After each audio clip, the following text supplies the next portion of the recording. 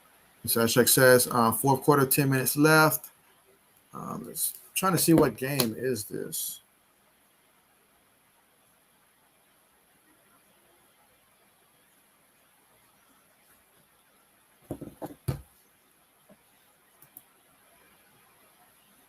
And Mike says, how Emmanuel Sanders going to come into Buffalo like he the answer and play terrible? Meanwhile, Smoke Brown sitting in free agency. That's a tough one. But honestly, I mean, it could just be that Pittsburgh's defense is just that good. It's very well could be. I mean, they were one of the toughest defenses last year, so it could just be maybe they were just a good matchup.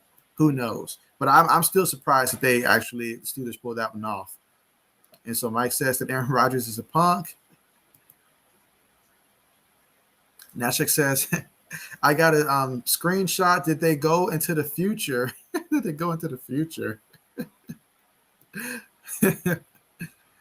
And so Teddy says, you're lucky to tie. And Mike says, he gets them to the playoffs, and all he thinks about is that mansion. That mansion. Hey, that's a lot to think about. That's a lot to think about.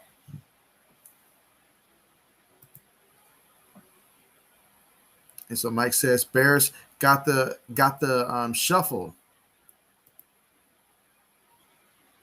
And Teddy says the West is Kings. Mike says we want the great John Brown back.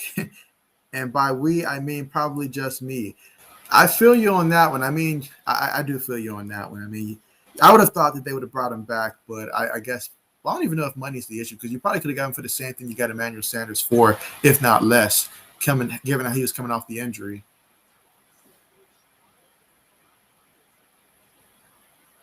But yeah, this game's going by pretty quickly already. I mean, I know the Rams are up 10-0. So we need the Bears to be able to respond. Like, get some type of points. I don't care if it's a field goal or something. Get some type of points here.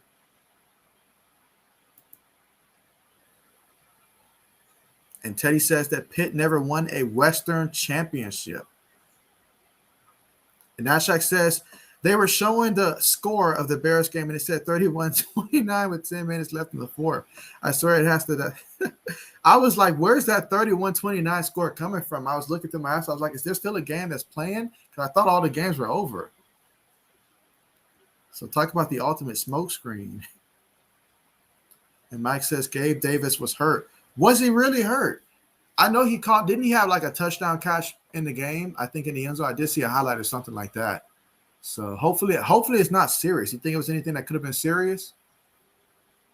Meanwhile, the kickoff is going to be in the end zone. So we're going to have a 1st and 10 for the Bears. And so far in this one, Andy Dalton, he's been 4 of 7, 23 yards and 1 interception, which is about what you would expect from an Andy Dalton, to be honest.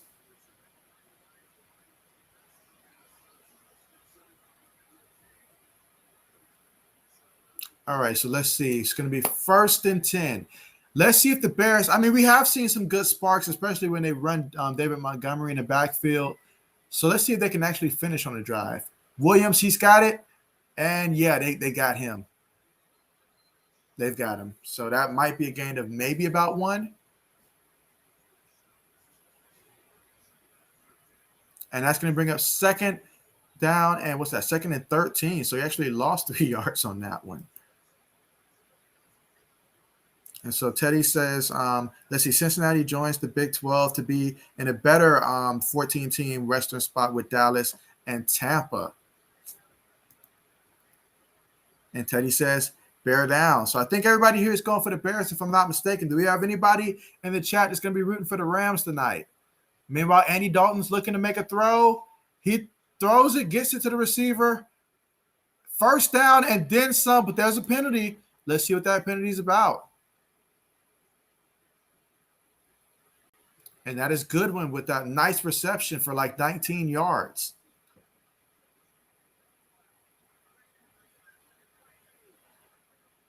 Add it on. Add it on. We'll take it. Personal foul, 22 on the defense. We will take it. And there he goes, Justin Fields. You want to talk about sparks? Let Justin Fields come in the game and let the Bears score a touchdown.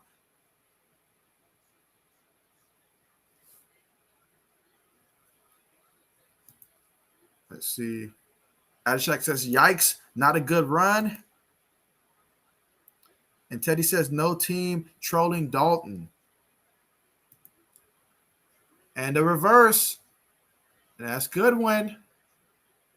I don't think he made it back to the line of scrimmage, and that's Jalen Ramsey escorting him out to the sideline and making it known. And Mike says, Gabe's sore, but he don't got let's see, Medicare like Fitz. I bet Fitz has top-notch Medicare. I guarantee you that. And Mike says, where are my Mac brothers? But that was an excellent play by Ramsey right there, escorting him out of bounds. And now we're going to have a 2nd and 12 situation. Receiver in motion, Dalton in the shotgun. Quick pass, and even quicker tackle. And who else? Jalen Ramsey, who I feel is the best pure cornerback in the NFL right now. Like in terms of just any scheme, just flat out go out there, pure talent, best cornerback in my book. And Teddy says it's never Dalton's mistake. He says never. And Mike says, who's the Bears tight end? That's a very good question. Who is the Bears tight end? Because it's no longer, I don't think it's anymore Jimmy Graham. I don't think so. Who is the Bears tight end? That's a question. Meanwhile, it's going to be 3rd and 14. Bears offense would really benefit to get some points in this drive. Dalton's looking. He makes the throw, gets it there, and they're going to be short of the first. He probably picked up about 10 of the 14 that they needed. They went for it earlier. Will they go for it again? Oh, that's a tough question. Will they go for it again?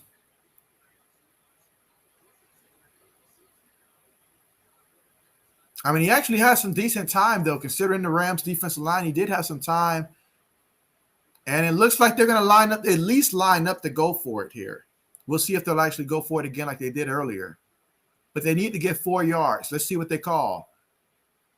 David Montgomery in motion. Andy Dalton's looking.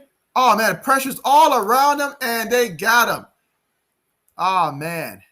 And that's the Rams football. Either way, whether they call it a fumble or not, it's going to be Rams football. And that defense comes up big once again.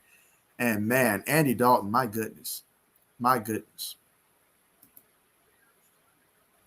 And so Mike says, Bears got rocket. Marquise Goodwin. But, yeah, that pressure got there. There was nothing Andy Dalton could have done on that one. There really wasn't. When Peters got beat, it was a wrap. And he wasn't the only one that got beat either. I mean, that whole left side got beat like a drum. It was terrible. Ashak says JB Holtz. Okay, so Jimmy Graham is still there, and Cole Kemp. I forgot about them. And Mike says, yup, Bears. Meanwhile, the Rams have it 1st and 10 at the 42-yard line. Play action fake. Throws it down to the tight end who's running. That's going to be a 1st down and then some. He's still going. That's almost 20 yards on the play. Probably about 19. I love the play calling that the Rams got going on. Everything they call is working right now.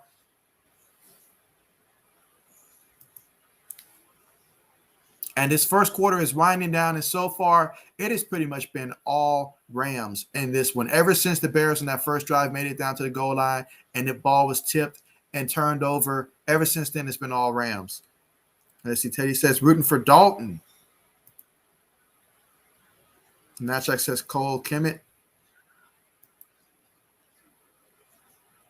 And Mike says thumbs it up. Meanwhile, that carry goes for about 2 yards on the play by Henderson, who's now the lead back.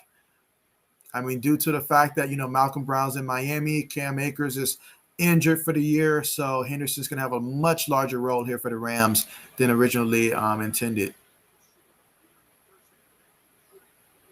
We've seen a lot of running backs go down, like just pointing that out there.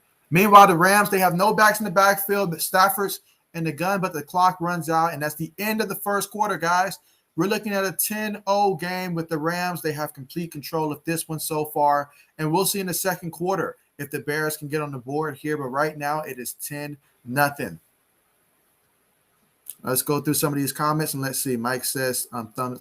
That's right, guys. Make sure that you guys do like the stream here and subscribe if you are new to the channel. I really appreciate the support. We are making that run to 1,000, but the next stop is 800. So really appreciate you guys so much for all the support.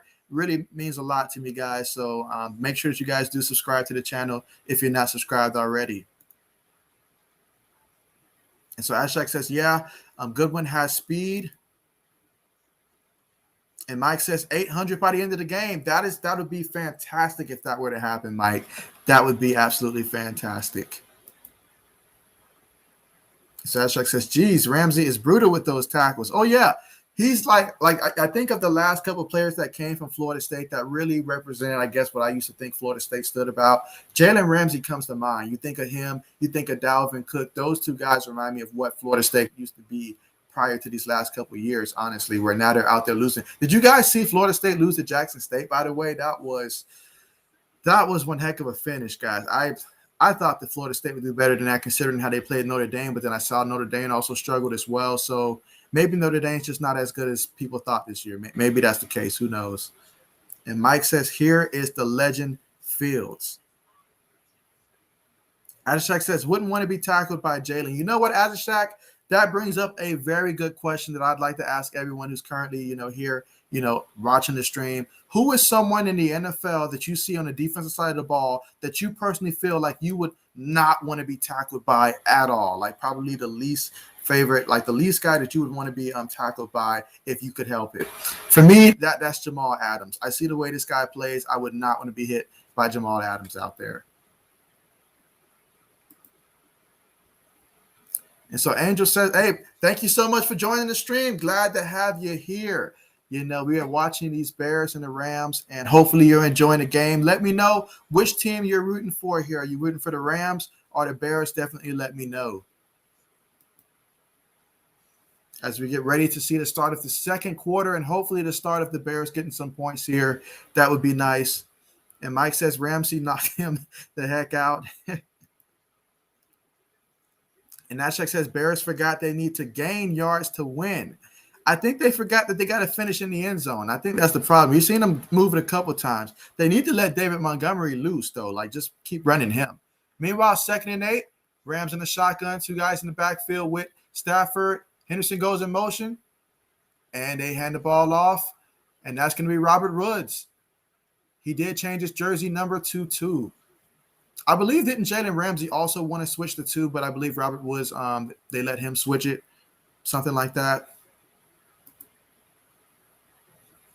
And Mike says that Ramsey, best playing cornerback. Meanwhile, they're back at the line already, 3rd and 1. They hand it off to Henderson, but that Bears defense bears down, and that's going to be a loss of at least a yard, maybe even 2 on the play. What a stop by the Bears. Really needed that stop right there. They had to stop the momentum the Rams had and try to get some positive momentum for Chicago.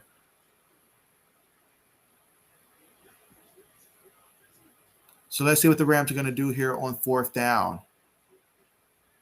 This is Sean McVay, so he may actually go for it. It's looking like they're going to go for it. Let's see if they actually go for it or if they try to draw them off sides. Going to need a big play from Khalil Mack and company for sure. They're in the shotgun. Henderson goes in motion to the other side, still in the shotgun. Bears look like they want to bring pressure. And it's going to be a timeout. And so Mike says, Ramsey, I'm best playing cornerback. Absolutely agree with that statement. And Angel says that I was crying tears of joy when Texas won. And so, Texas. Who did Texas recently play? I forget who they played. But that was fantastic. And Ashak says, so close. So close. Let's see. Go for it. Let me go ahead and catch up on some of these comments. I'm a little bit behind here. And so Mike says, Peters handling business.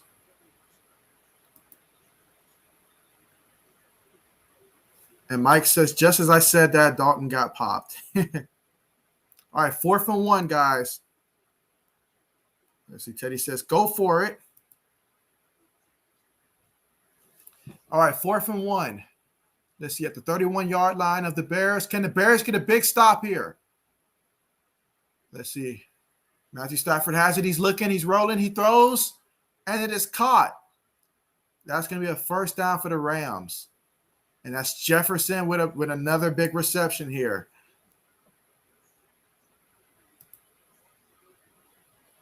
And then Mike says, dang, who is Hollins? So I have to see who this Hollins person is. Nashak says, I swear this O-line. And Teddy says that Dalton won't get this win to put with the Rose Bowl win. That's going back. The old TCU quarterback. Meanwhile, it's going to be 1st and 10 at the 20. Stafford has it. He's looking. Throws it to Henderson. He's still on his feet. Still going. And he falls about 2 yards shy of the end zone. So if the Bears defense have any pride left, they're going to have to step it up right now and try to hold the Rams at least from getting a touchdown, because we do not need this game to become a 3-possession game if they score a touchdown. Try to keep it 2 possessions, because the offense, you're asking a lot for them to come back 17 points.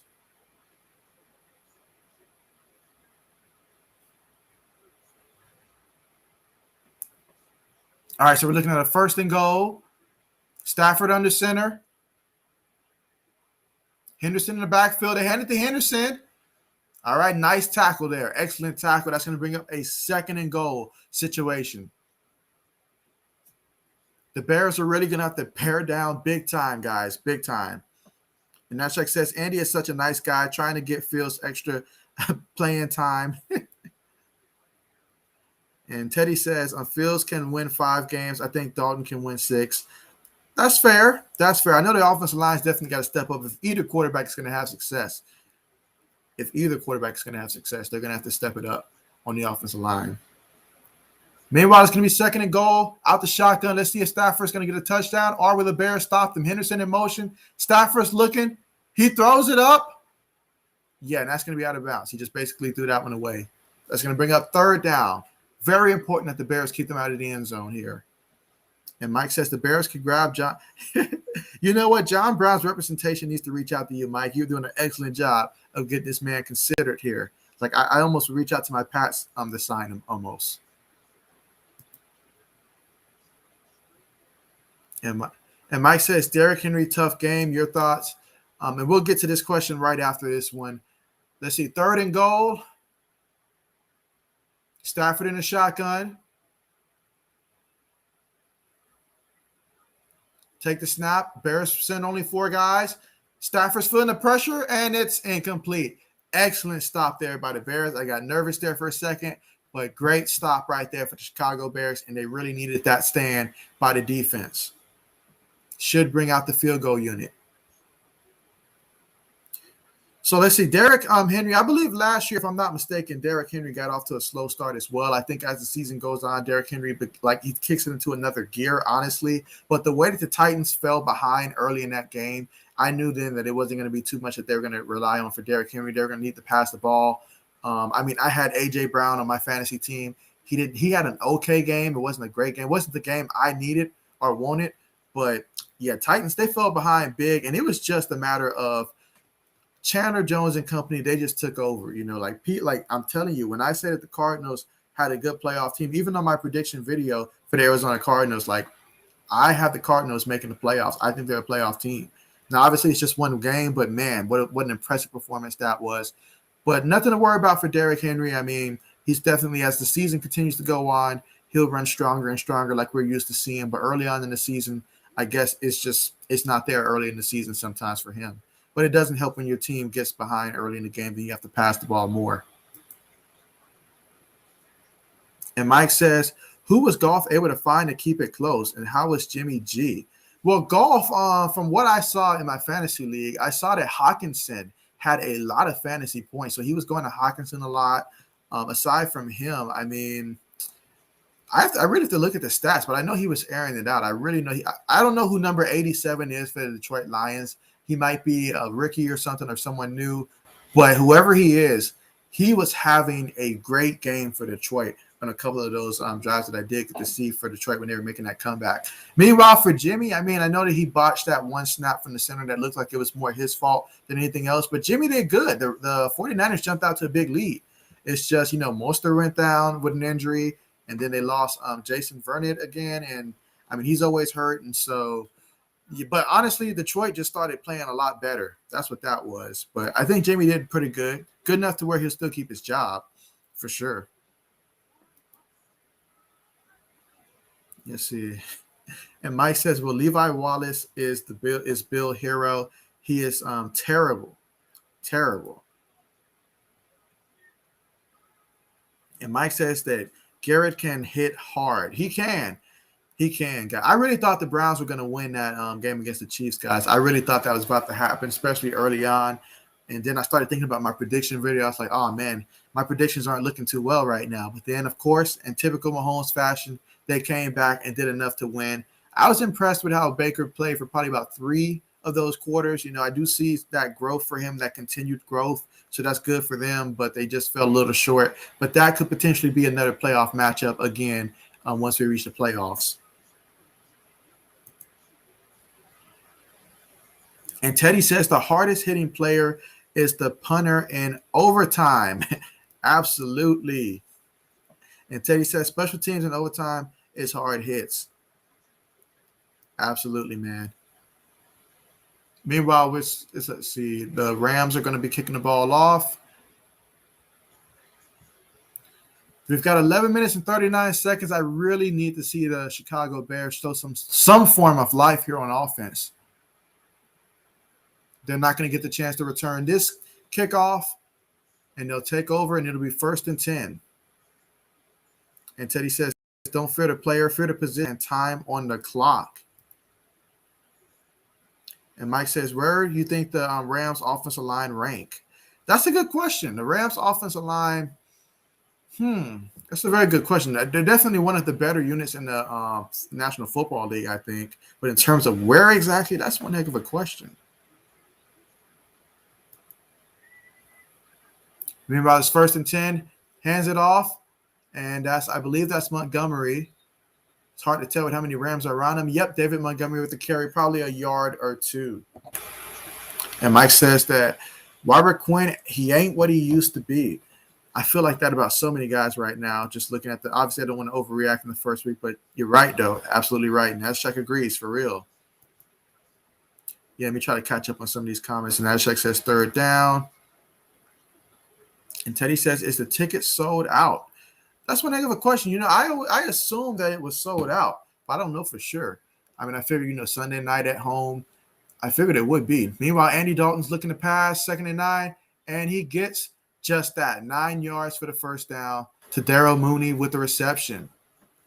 That's going to bring up a 1st down. We need to see more of that. Perhaps if they start airing it out on 1st down and hit some of those quick, short passes, maybe to bring them into more manageable situations. But, yeah, it might be time to bring Justin Fields out there again.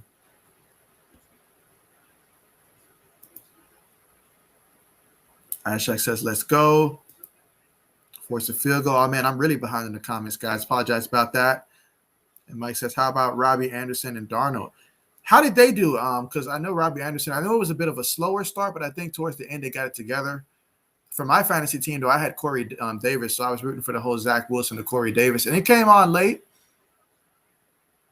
All right, that's a gain of about 8 yards in that completion. This can bring up 2nd down. So, yeah, they're taking my advice of pass it early, get it out quick, and let's see how that goes. Because the Bears, they need to score to keep in this game. They do not want to punt the ball again right now. They need to score, show the defense. Like, you guys keep fighting hard. We'll do our job. But, yeah, I mean, hey, the Panthers, they came up with that win. That was big time for them to be able to come away with a win for sure. Meanwhile, it's 2nd and 3. Dalton up under center. Montgomery in the backfield. And they hand it to Montgomery, who's been doing a fantastic job of getting the most on that one. Nice little spin there. And he's going to be close to the 1st down. And I believe they said he's got the 1st down.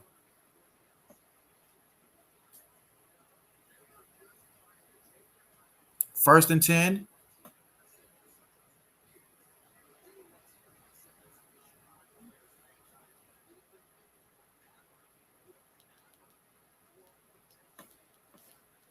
All right, so now they're coming out the huddle. Andy Dalton, he's there. And they've got Williams in the backfield, 3 wide receivers. And now Williams goes to the left. Dalton in the shotgun, takes a snap, hands it to Williams. And Williams, he's gaining some yards. That's a gain of at least about, say, 5 yards on the play.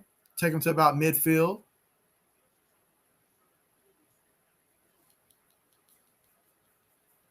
And let's see, Teddy says, I went to the Rams and Bears on week 17 of 1995 in LA. How was your experience, Teddy? And Nashak says, only 13-0. We can still win this. Adeshak keeping the faith. And you're right. It is only 13-0. 1 touchdown completely would change things. Or even just getting some points to make the offense feel good, make the team feel good. But you cannot punt the ball. A nice quick throw, gain of probably about 3 yards on that. 2 or 3 yards on that play. It's going to bring up 3rd down and 2. And Mike says, good stop there. As hold to 3. Let's see, Teddy says it was Jerome Bettis versus Jim Harbaugh. It's going back. And Teddy says, very low rated game. They says Bears, Rams, can't sell tickets in LA. Nashak says, yep, that was a big stop. Meanwhile, on 3rd and 2, Dalton in the shotgun, takes it, he's looking, quick pass, and that's incomplete. That's incomplete, and it doesn't look like they're going to call any flags on that one, so it's going to bring up a 4th and 2. So what will the Bears do here? And Mike says, is Murray going to take it to the next level? I fully believe that he will.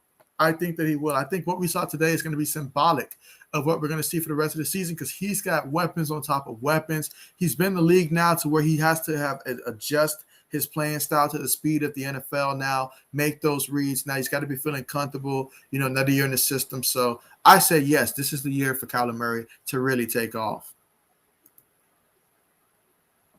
So the Bears are going to punt the ball.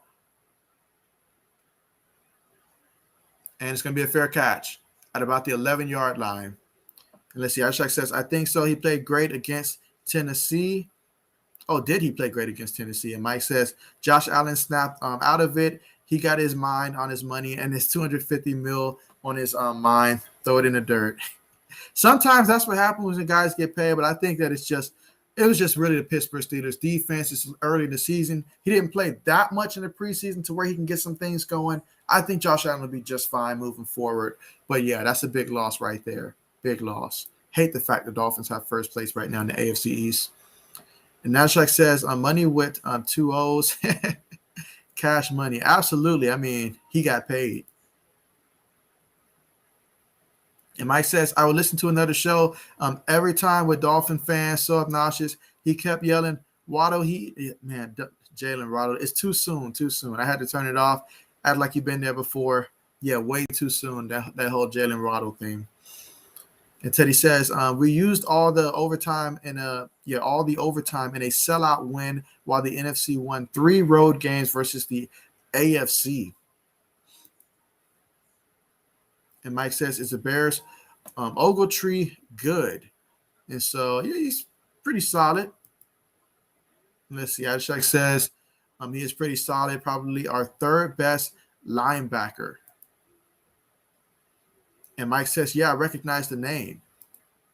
And Ashak says, Monty is playing great. And Mike says, is 10 cornerback Bird good? You said cornerback.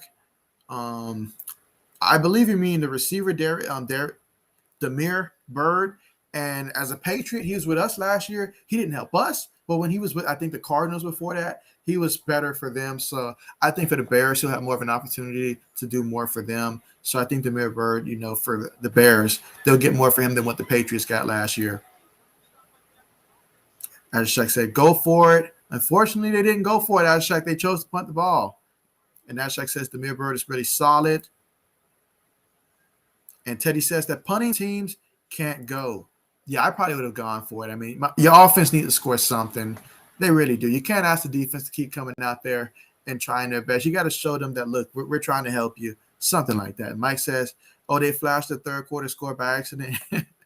What was it? You said 30. I think Ashak said it was like 31-29 or something like that. And Ashak says they did the third quarter scored 2. This is shady. What the? But if that's the case, at least we know the Bears will score. Okay, if that's the case. Meanwhile, the Rams take it, throw it to the tight end, and he gains a couple yards there. It's going to bring up about a 2nd and 9.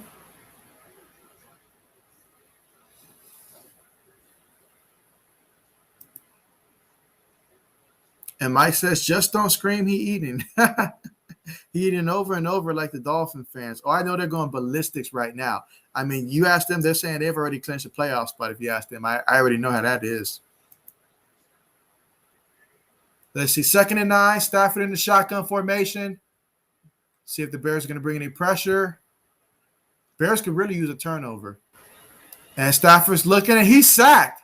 He is sacked. He held the ball that time too long, wanted something deeper, and he got sacked. And Mike says, great point. I forgot the Bills did not play Allen in the preseason most. You remember my concerns about how he told the media he has bad nerves. Exactly. So it's just going to take him a little while to get back in rhythm. You know, you don't have to worry about him now. Aaron Rodgers, you might be a little bit more concerned because I don't know if his heart is still in it, but definitely no concern there for Josh Allen. And so Mike says, I try not to read the scripts. Ruin the games. And Dashak says, to be honest, I'll take the Bears losing if they put up 29 points. At least it's a good offensive game for us. Never take losing, Dashak. Never take losing. Never. What we saw today from the Houston Texans offense, that should inspire all offenses out there saying we have a chance to go out there and really do something, even if it was against the Jaguars. And we've got a penalty for delay of the game. Come on, that is the most annoying penalty, I think, in the league if you're an offense. Like, how do you delay the game? Like, come on, somebody's got to be paying attention to the clock.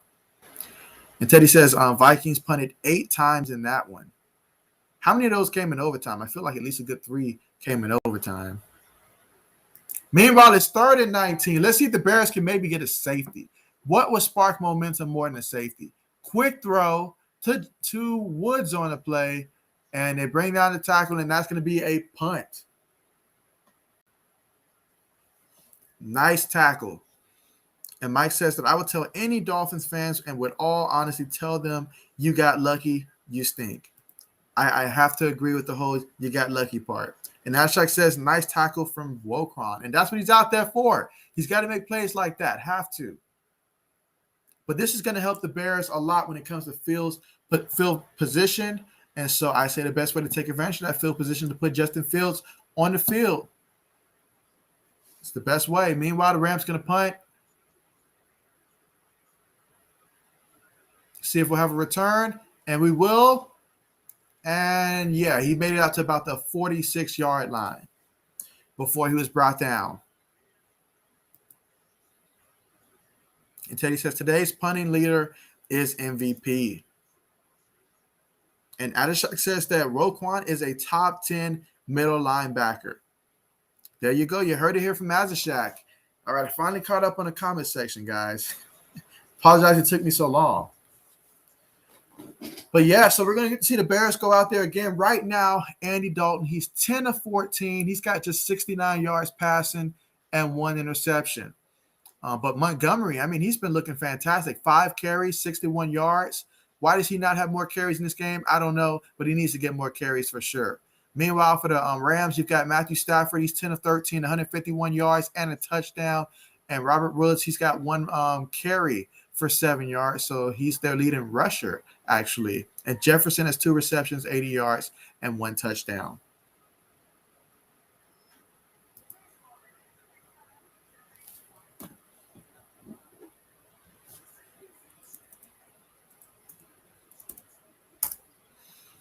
And we've got about 4 minutes and 42 seconds before the half. So, yeah, this is really a great opportunity here if the Bears can go ahead and try to score here. They might even get another chance to try to put some more points on the board before the half if they can stop the Rams from doing that.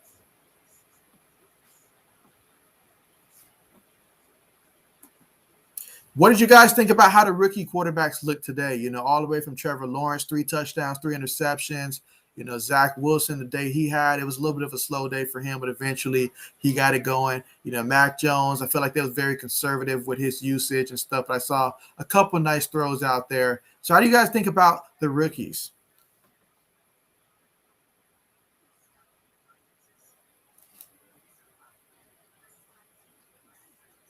Meanwhile, give me 1 second, guys.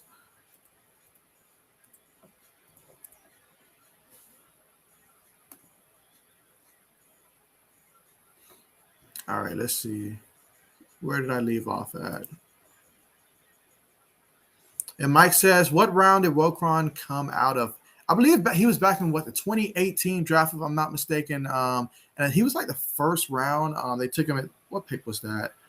I know it was in the top 10. I think they took him like 8th or 9th that year. But yeah, he was a first round selection. I think he was 8th overall by the Bears in the 2018 draft. And Teddy says, amazing Patriots punted 2 times. Was that really just it, 2 times? Wow. Well, I guess with all the turnovers and stuff, and the way the Patriots were really running their offense, I mean, obviously when you run the ball that much, it's going to melt a lot of time and stuff, but they really tried their best to make sure that Mac Jones didn't have to do too much, which I totally understand. We did miss Stephon Gilmore. Obviously he's on IR right now for like the first, I think, 3 games or whatever. So not having him, I think that made a little bit of a difference in this game, but still, you cannot fumble the ball the way that Damian Harris did. But you know what? We just got to get ready for next week. Meanwhile, Dalton play action fake. Man, that pass rush was getting there. And he gives it to the tight end, who picks up at least about 9 yards in the play. They're saying first down, so 10 yards then. And Mike says, when you get a chance, what happened? Mac any good? What key plays? And so, yeah, I feel like the Patriots, they were a little conservative when it came to Mac Jones, but I feel like Mac Jones, he did a pretty good job. Obviously, it wasn't perfect, but he is a rookie, so you do expect that. But I saw what I believed that I was going to see from Mac Jones today. He did put the Patriots in enough of a position to win this game. It just came down to turnovers. You got to protect the ball. Cannot turn the ball over. Just cannot do it. Can't do it. Meanwhile, that's going to be a first down. Can the Bears keep it going, guys? Is this the drive where we see the Chicago Bears finally get on the scoreboard?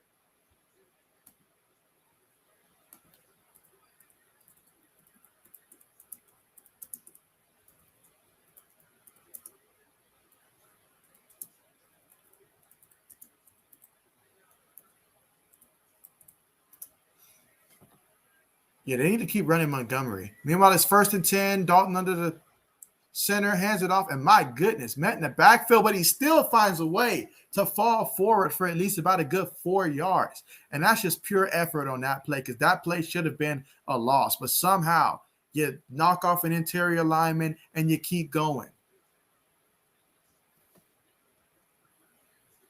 And we'll have to discuss Mac Jones definitely a little bit more, probably at halftime for sure. And Ashak says first round pick 20. Okay, from Georgia. Yep. 2nd and 7 here. Montgomery's running hard, guys. I'd keep running them. Dalton's got it. He's looking. He throws it. Nice. Allen Robinson. I feel like I drafted him on one of my fantasy teams. Let me see if he's on my, because I've got like 3 fantasy teams. So let me see if he's on one of them.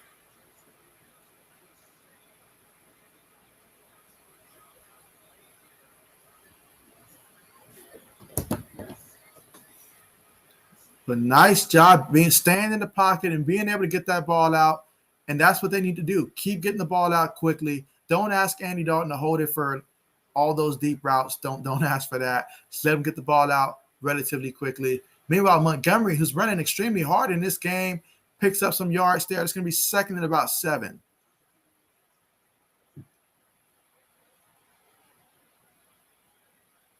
And Mike says, Azashak, your tight end is better than Knox. I tell you what, I would never draft Knox in fantasy football or pick him up. I would never do it. Never do it. And Azashak says, yeah, Cole has a lot of potential. I hope he does even better this year. I think he will. He's going to have to. And Azashak says, David Montgomery is really playing great. And Ashak says, that I got to get a David Montgomery jersey. Well, I will say this, Adishak, you won't find it at that dollar store that we talked about so much. You won't find it there. I guarantee you that. That's going to cost you a little bit more. And Mike says, Allen, 2 fumbles. That's tough. And Adishak says, first down. And Mike says, get in the end zone. That's what it all comes down to. Got to get in that end zone. Ultimately, all of this means nothing if they don't get in the end zone. They have got to get in the end zone. And I think when they get to the goal line, they have got to put in Justin Fields and use him creatively. If you're going to start Andy Dalton, at least use Justin Fields near the goal line. I think that would be a nice move for them. And Ashak says, nice block from Jason Peters. And Ashak says, I am so nervous Andy's going to throw a pick. Yeah, I don't blame you, Ashak. I don't blame you at all. That's very much a possibility when it comes to him. But, I mean, hey, the way that David Montgomery's running the ball, keep getting the ball in his hand, good things should happen.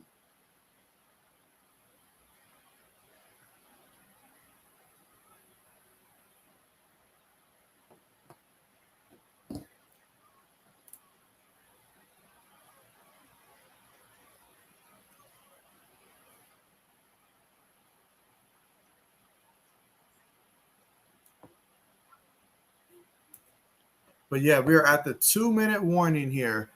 And so score is currently 13-0 with the Los Angeles Rams with the lead. But we do have the Bears at the Rams 20. You know, this is they've had 5 plays so far, 35 yards in this drive, 2 minutes and 42 seconds. But can they finish? That's what it's ultimately going to come down to, being able to finish in the end zone. Let's see if these Bears got what it takes. It's going to require a lot from that offensive line to be able to give these guys lanes to run through and Andy Dalton time to throw the ball. But so far in this drive, they've been up to the task. Let's see if that continues here. They cannot turn the ball over. Can't do it.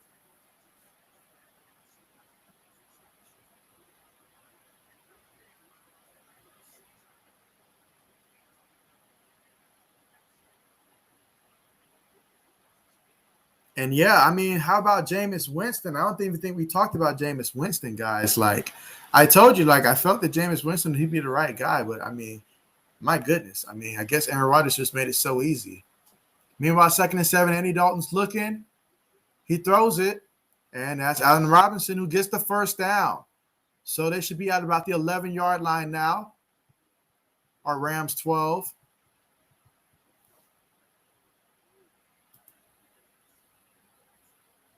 And Ashak says that David Montgomery is probably our second best offensive player. His jersey is probably hella expensive. No doubt about it. No doubt about it. I'm telling you, get one of those linemen, you'll get it a lot cheaper.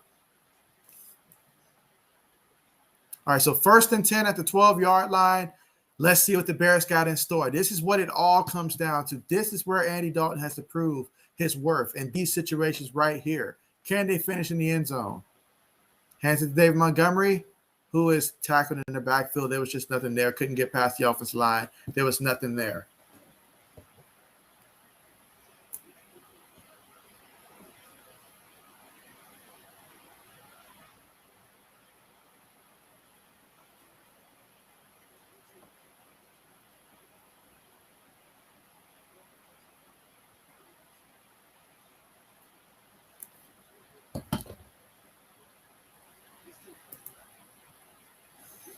And Natchak says that Andy's jersey is going to be at the dollar store after this game.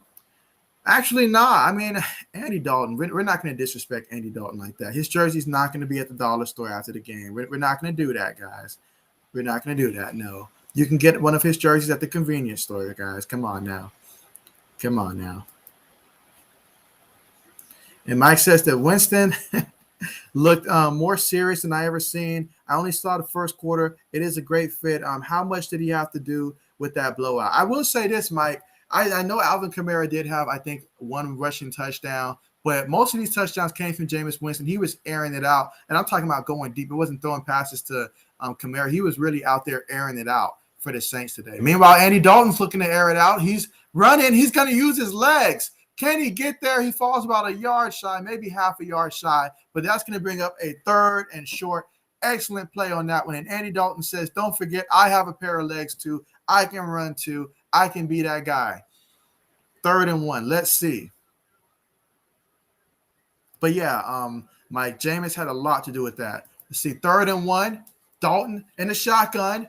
Is he going to give it to Montgomery? That's what I would call. And they give it to Montgomery. He's powering. He scores a touchdown. He scored a touchdown. Even with Aaron Donald at his hip trying to keep him away, he scored a touchdown. And the Chicago Bears are on the board, guys. They are on the board. How about that? And Teddy says, yes, every inch Dalton can go 100 yards. And Mike says, get in there. And hey, he got in there looking at the replay to make sure. Oh, he definitely got in there. Definitely. And Adeshak says, Monty, touchdown. There you go. How about that? Hey, Adeshak, I'm telling you, his jersey just went up again. It just went up again.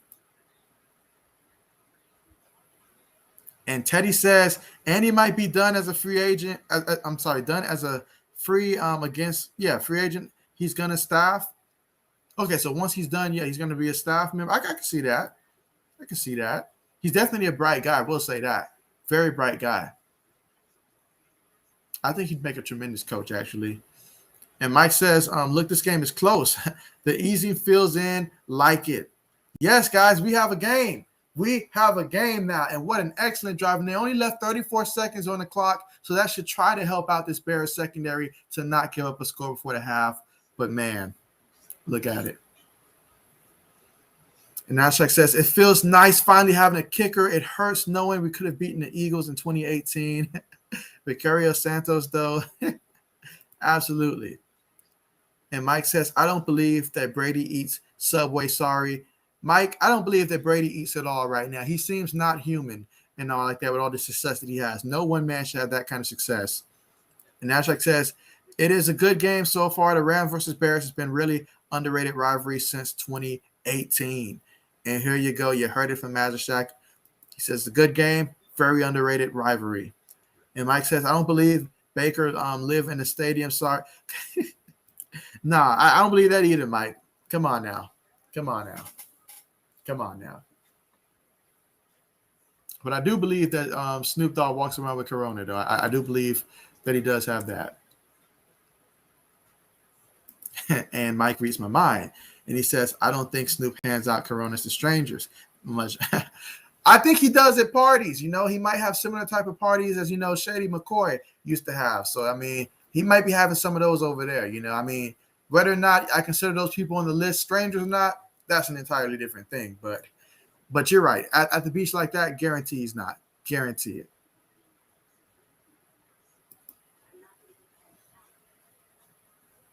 And Teddy says that I'm a little older than Brady. It's funny.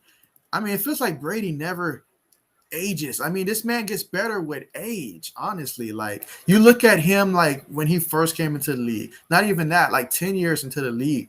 And Brady just keeps getting like more in shape as he gets older. It's very, very strange.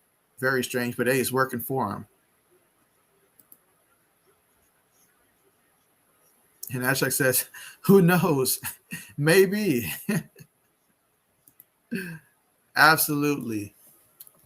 So we have a game here, and it's almost at the half. And right now, the Rams lead 13-7, but the Bears, they get in the end zone, led by Andy Dalton, 13 of 17 in this game, 97 yards, 1 pick. But he played a large role. That scramble that he had was huge, and it set up David Montgomery to be able to punch it in. And David Montgomery's having one heck of a game. Wish I had him on my fantasy team. Really do.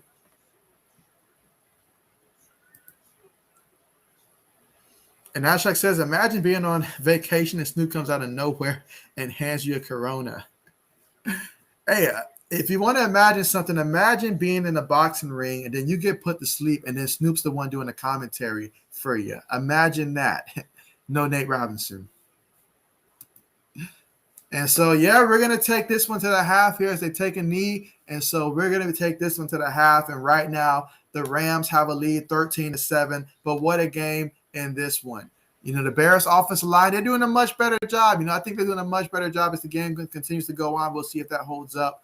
But, I mean, Andy Dalton, when he has time, he's been able to hit a couple guys on those quick passes.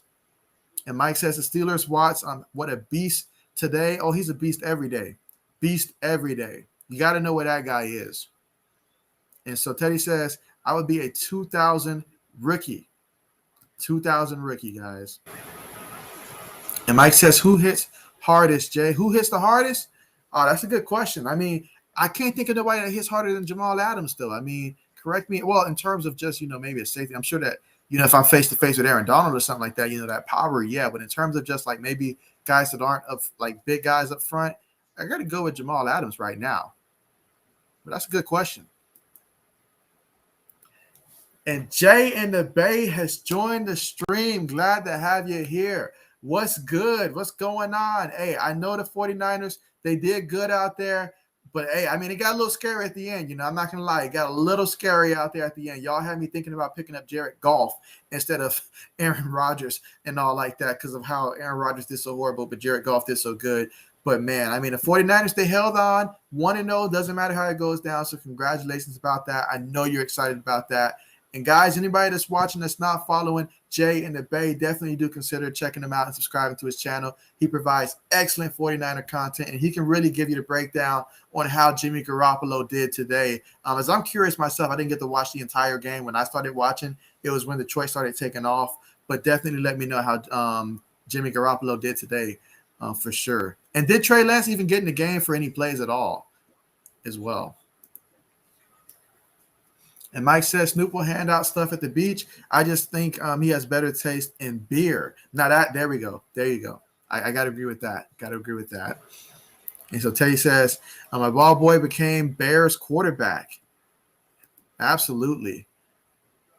And Teddy says, see, Baker Mayfield hangs out with Jimmy Clausen. Oh, Jimmy Clausen. Now that's a guy I haven't heard in a minute.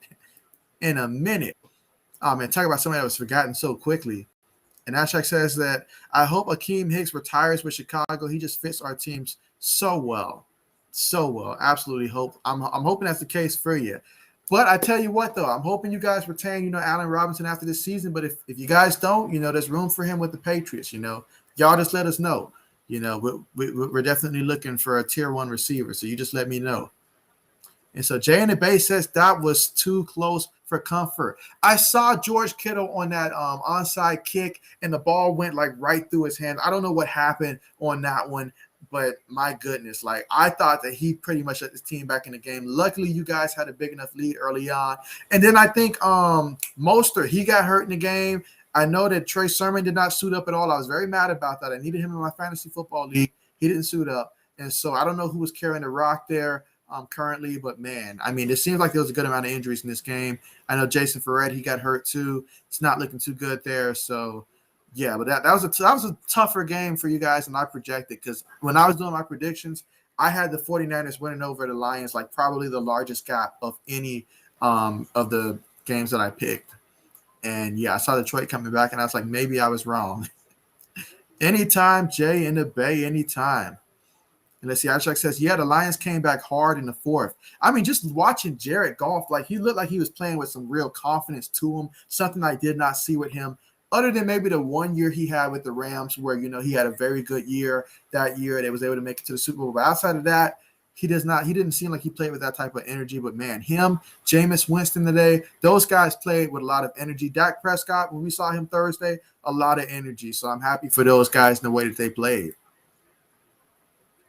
And Ashak says, yeah, Jared Goff, goofball, really switched it up late. Hey, he turned it on. And my man Hawkinson, I only regret that I didn't get him in fantasy football because he's getting all the targets right now. Him and whoever 87 is for Detroit. And Jay says, yeah, Trey only played in 3 snaps. Okay, that's about how much you expect. I didn't expect for him to get more than 5 snaps. There's no reason for him to be on the field more than 5 snaps in that one right now, not while Jimmy Garoppolo's out there. And the offense looked good for a couple of mishaps and stuff.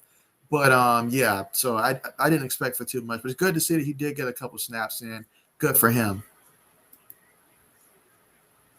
And Jay says, I'm happy with Jimmy taking the bulk of the snaps. Yeah, I mean, Jimmy, I watched a couple of it. Jimmy, he looked good. Jimmy should definitely be the starter. It was just a matter of, hey, you cannot let a team come back. Because what I saw in that fourth quarter, I remember looking and I saw like the defensive line looked exhausted in that fourth quarter. So obviously this is just a lot of conditioning and stuff. But Jay, what you think about them Cardinals, man? I know that you was watching your team, so you probably didn't get to watch the Cardinals play, but man, I mean, I've been saying that the Cardinals, they look really good, and Kyler Murray's going to have an MVP caliber season. And man, between him, Jameis Winston, those guys, they really showed out today. But who didn't show up? Aaron Rodgers. Hurt my fantasy team to the core. I could not have started a worse quarterback of all the quarterbacks that played than Aaron Rodgers. It hurt to see it. It hurt to see it. And Mike says a Jimmy Clausen reference. You don't see that every day, and for good reason, because Jimmy Clausen was replaced the next year, like literally the next year after his rookie year, never to be heard from again, really, as he got buried on that depth chart, and that was the end of the whole Jimmy Clausen thing. I didn't think he was that great coming out of Notre Dame, honestly. I really didn't think so. And Ashak says Jimmy G played great. Absolutely. Yeah, he played like how he looked when the 49ers made the playoffs last. He looked like that version of Jimmy G. So they've got something good there. Go ahead and use them. And in the process, you'll also increase his trade value. But you guys, and let's see, Mike says Jimmy played. Yeah, Jimmy not only played great, there's a reason why they were up, like I think it was 31-10 at one point, if I'm not mistaken. That was the biggest lead there, 31-10. But yeah, I mean, Detroit just caught fire at the end, and a couple, who recovers an onside kick in today's NFL? But that's what happened, But you want to talk about somebody doing good, though? I tell you what, my boy, Coach Dante, what's good, man? Glad to have you here. Thank you so much for stopping through. And, man, I had to stop by earlier your stream when I saw your Houston Texans, had the league. They put it on the Jaguars. I mean, put it on them. I was searching my fantasy league to see if Tyrod Taylor still available. And, of course, somebody already beat me to him. But, they look sharp out there. I think Mark Ingram had a pretty solid day as well. I believe he was the one that – I think he had did he have 2 rushing touchdowns, something like that, Coach Dante? But you guys definitely do check out Coach Dante if you haven't already, and subscribe to his channel. I'm telling you, this man, he does a lot of live streams and stuff. And we're talking about gaming live streams. We're talking about talking Houston Texans. I mean, this man knows a lot about Texans. He knows a lot about, when it comes to the NBA, all that stuff. So definitely do check him out if you haven't already. But yeah, Coach Dante and them Houston Texans, he said, Tyrod Taylor, you guys are, underestimating him. Coach Dante knew. He knew. And let's see, Teddy says, say the Browns punted one time. Is that really all that they punted, just one time? I mean, I know they put up some points in bunches, but man, just one time? And punting is fat yards. And Teddy says, most punters get 3 snaps and they hit the hardest. And so Ashak says, hey, Coach Dante. And I'm sure that Ashak, I'm sure that you put up some highlights today from some of the different games and stuff. So guys, do make sure that you do check out, Ashak's channel as well, because I'm telling you, although his channel is, growing, it's at that early stages and stuff, but he does put up a lot of cool highlights and stuff. So definitely do check him out, especially you want to recap some of the highlights and stuff. Maybe you didn't get to see the game actually happen while it happened. You can check out Ashak's channel and see the highlights there. So, definitely do that. And Coach Dante, there we go. And let's see, Mike says, hey, Jay, show respect. Allen played terrible too. Shout out to him. I mean, my man Allen, my goodness. I really thought he was going to come out on fire, especially the little small sample size that I did see in that final preseason game. But yeah, I mean, it just wasn't there this time. But I think that's more so just Pittsburgh's defense just being so good. And so I think that Josh Allen eventually it'll come on. Now, whether or not it takes a couple games to get going, hopefully that's not the case for Buffalo's sake. But Josh Allen, he'll be fine. And Ashak says that I don't hate any players, but Aaron Rodgers is the closest to that. He always destroys the Bears. I understand what you mean, Ashak. I mean, for me, Eli Manning used to be that guy. When he left, I was so happy. I was so happy when Eli Manning left the league. He was at the top of that list for me. There's no other player that even comes close to that today, nor will there be. I didn't feel that way about Peyton Manning. I just was not a huge fan of Peyton Manning because at the time I felt, Brady was the better quarterback. But no, Eli Manning, I was right there with you when it comes to that. So that's how I felt about Aaron Rodgers. And Mike says, the Texans, what's up? He says, dang, I need to see that film. And so, yeah, I mean, hey, they really put it on the Jaguars. Like, the Jaguars did try to score towards the end of the game. I know that Trevor Lawrence did score a touchdown with like 5 seconds left. That's just to make the score look a little closer. I mean, Houston dominated that game. Like it was a domination. Like it really had put me in awe. Like the same way the Cardinals put it on the Tennessee Titans, the Houston Texans pretty much did a similar beatdown to the Jacksonville Jaguars. I mean, Urban Meyer started doing his infamous, I got a migraine on the sideline routine, and that's how I knew it was a wrap because he started doing it super early. So that means it's a wrap. He won't be back next year after this. Like I guarantee when he starts doing that, that's not a good sign. And Mike says, okay, break down the Pats game, please. Ultimately, for the Patriots game, what I feel made the biggest difference was obviously not having Gilmore in the secondary when it came to Miami. I saw Jalen Waddle. He started getting involved in the game. Tua really played well. He was able to use his mobility that he has to try to set up some plays. And so Tua came out, and Tua did what I thought he was going to do. I thought against us, no Gilmore, I figured that the Dolphins might score around that 17 to 20-point range, at most 24 points. I need the Patriots to score more than that. I thought they'd give Mac Jones maybe a little bit more freedom in terms of passing the ball, but they really tried their best to run the ball. But, hey, you can't anticipate that your best back is going to fumble the ball twice. That's what did the Patriots in because they were running the ball successfully between Damian Harris, between, using James White and stuff. But ultimately, Damian Harris with the game on the line fumbled the ball. That game was meant to be a close score. That's exactly what the Patriots could have hoped for. But Damian Harris fumbling the ball, that's a big one because now they beat us down there in New England. Normally when they beat us, it's in Miami in the second time that they play us. But they beat us here, and so now we're going to have to be the ones later in the year to beat Miami in Miami to try to make up for this loss. Absolutely hate it. But, man, it was tough to see. But I did saw a couple things in terms of how they used Janu Smith. I do like that, and that was big because I do have him on my fantasy team. So I do know that how they're going to utilize him a little bit better. So I do like that aspect of it. But ultimately, that's what it came down to. Miami was able to make the plays when they needed to, and the Patriots, you can't turn it over, especially when you run the ball so much and it takes up a lot of time off the clock. We have to have those long possessions. We're not going to go deep on a team and just score quickly. We're going to have long possessions. We're going to run the ball. It's going to take a long time, and we're not going to be a team that's going to score more than at most probably 24 points. I don't think so. We're going to have to play great defense, but the defense early on, they were struggling a little bit to stop on Tua. And it all just added up for the Dolphins to come away with the victory, honestly.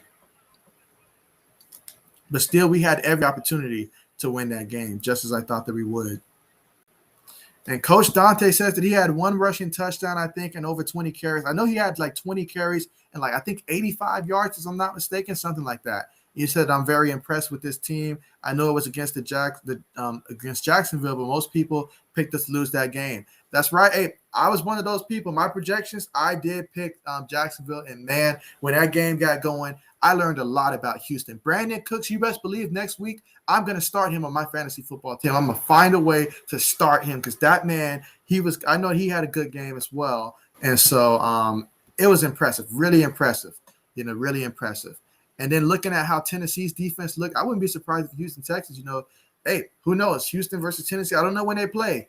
But if I'm Houston, that was a nice win. It felt like a team type of win, something that gets the team behind each other. Like, okay, we don't have to punt this season. We can still go out there. They start believing in the coach, all that stuff.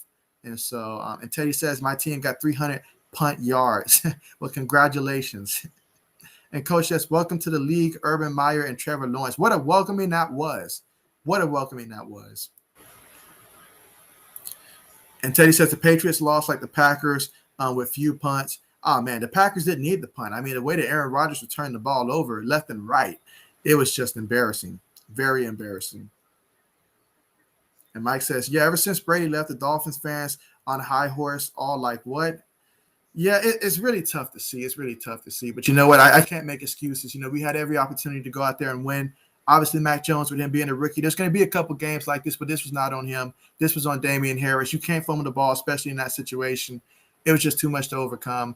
But you know what? Both of my teams will bounce back. My Buckeyes will bounce back next week. My Patriots will bounce back. We'll be all right. It's a setback, but we'll be okay. It's a long season. Bill Belichick-led teams, they'll get better as the year goes on.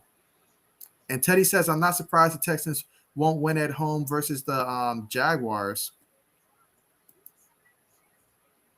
And Teddy says, I woke up after overtime ended, but it was close. And Teddy says the Brown game did not end on time. The Patriot game ended quickly, and Buffalo should have won. And so, yeah, Buffalo did have some opportunities. They did have some opportunities. That Browns game, though, I got super excited because I thought the Browns were going to pull it off on the road, but things got really crazy, guys. It got really crazy. Meanwhile, back on the field, Stafford under center, 1st and 10 at the 25. And if Johnson just comes down with that ball and secures it, I'm telling you, this could have really changed things in this game. Like, that's one of those plays where you make a play right there, you change the entire landscape of the game right there. So Stafford, lucky that Johnson was not able to pick that off. But what an opportunity that would have been. And now it's going to be 2nd and 10. And Teddy says the real story is Buffalo let Pitt win. And he says Buffalo embarrassed. They should be embarrassed by that performance. They really should be. Meanwhile, 2nd and 10, Stafford in the shotgun. Hands it to I believe that's Henderson in the backfield. I feel like I haven't seen Sony Michel in this game, guys. Let me know if you guys have seen him or is he not playing in this game. But I feel like I haven't seen Sony Michel in the backfield for the Rams. And is it just me, or does it feel like running backs are not getting as many carries as they have even just last year? It feels like everybody's passing the ball. Meanwhile, Stafford's looking to throw. He's going deep. All right, he's got it. That's about a good 20 yards on the play, about 19, 20 yards. And Woods on the reception. And, yeah, that secondary's got to tighten up a lot. They've got to tighten up a lot. And Mike says, not impressed with Big Ben. They were waiting all game for the Bills to make a run. Nothing. Yeah, Big Ben, yeah. All that talk about him losing weight and stuff. What I saw from Big Ben was not impressive either. And Matthew Stafford's looking to throw. The pressure's coming. He's going deep again, wide open. Oh, my goodness. That's a blown coverage, guys. There's a flag on the play, but I hope the penalty can justify him being that wide open because I don't know what happened on that one, guys. Like, my goodness, how do you let a man that wide open? That's embarrassing.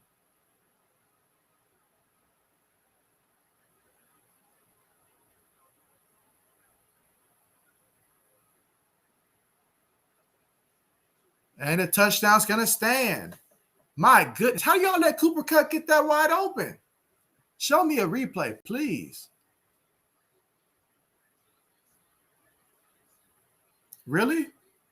Y'all making him look like Tyreek Hill back there. My goodness. Yes, yeah, Ashak says the Bills can't run, and that showed against the Steelers. Also, Steelers finally hushed up the media and made me super happy. Everyone forgot they won the AFC North last year. And so, I mean, they did get the win, and the Browns did lose, but, I feel you on that one, Ashak. I do feel you on that one. So the media hella disrespected them. I tell you what, nobody celebrated more than I did when they went on their 4 or 5 game lose streak to end up the season because nobody was on my team case more than the Pittsburgh Steelers fans last season. So I was absolutely thrilled when I saw them go from 11-0 to 11-1 to 11-2 to 11-3 and so forth. I think they only won 1 game against the Colts during that entire slide last year. So that's what people remember. I also know that they led the league in drop passes last year as well. Meanwhile, Teddy says the North has 2 wins. Flag on the play. Yeah, I just checked. That happened. That did happen. And Mike says, I noticed that 2 teams not interested in handing it off much now. Honestly, for real, I'm going to have to reevaluate the way that I start looking at fantasy football if these running backs aren't getting carries. I mean, it all started. I had a friend of mine that took Ezekiel Elliott. I'm so happy that he wasn't on the board when I picked, although I would not have taken him in the first round, I don't think, because I don't trust the Cowboys like that. But, man, it was embarrassing to see that these running backs, you got quality running backs that aren't even getting 15, 12 carries at the end of the game, and I'm like, what's going on? So, yeah, I feel like the league is becoming more and more of just a pure pass, and pretty soon we're just going to put receivers in the backfield and start running the ball in general. And Mike says the Bears got the score now. Yeah, they've got to score. They have got the score now. That pressure's on. And Nashak says for sure. And Teddy says, let's see, I'm in California. This is West Coast Kings. We 7-0. He says 7-0. It says the South is 3 wins. Let's see. When it comes to so more like 2.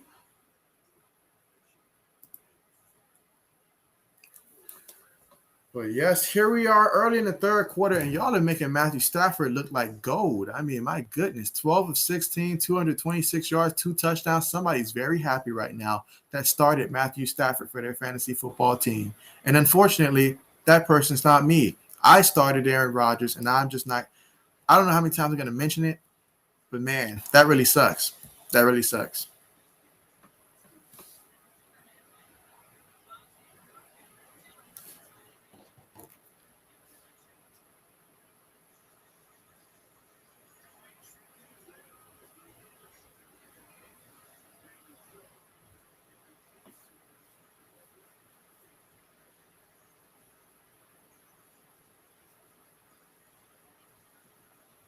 How many touchdowns did Jalen Hurts have today, by the way? Did he have a great game?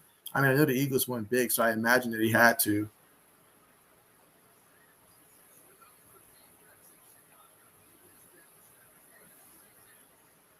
Yeah, I'm not used to seeing the Bears defense struggle this much, guys, especially giving up touchdowns like that.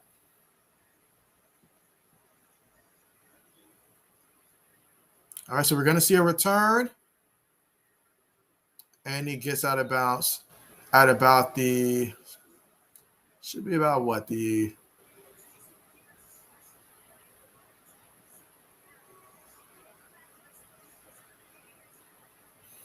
well, Bears offense is going to have to find some way somehow to score. There's no doubt about that.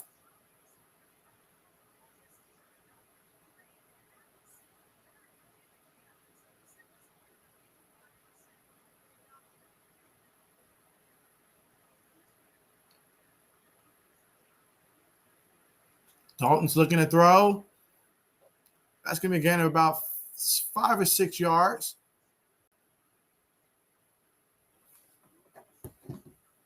Let's see.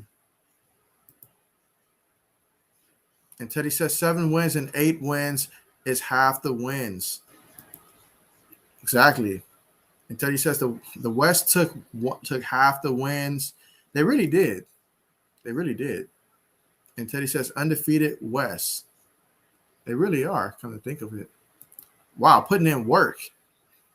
And Mike says Peters hurt. Yeah, that was the first time I noticed when they showed that Peters was hurt. I don't know when that happened exactly.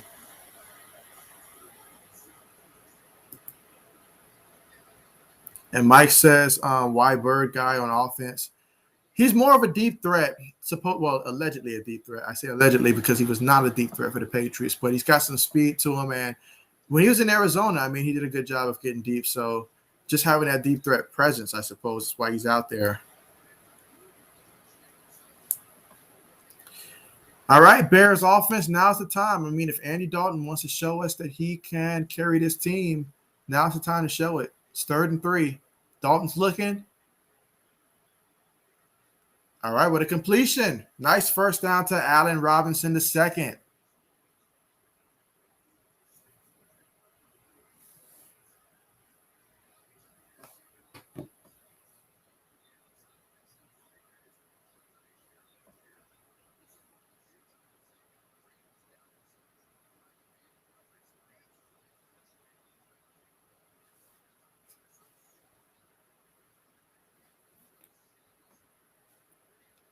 All right, shotgun. Hands the ball to Montgomery. What a nice hole in the middle. And he's able to capitalize. Gain of about, say, 6 yards on the play.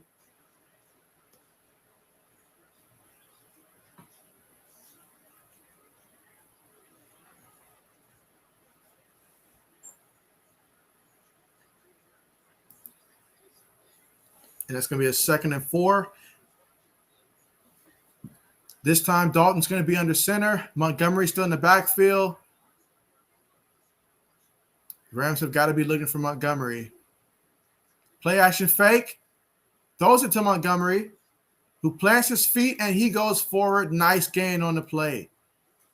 Another first down for the Bears. Let's see if they can keep it going. They're going to have to keep going, and they're going to have to keep scoring because this year's defense seems like they're going to have a lot of problems stopping the pass. I mean, you can't stop the pass if you're not even in the same area code of the receiver you're trying to guard. So, yeah, this Bears offense is going to have to get used to scoring a lot of points.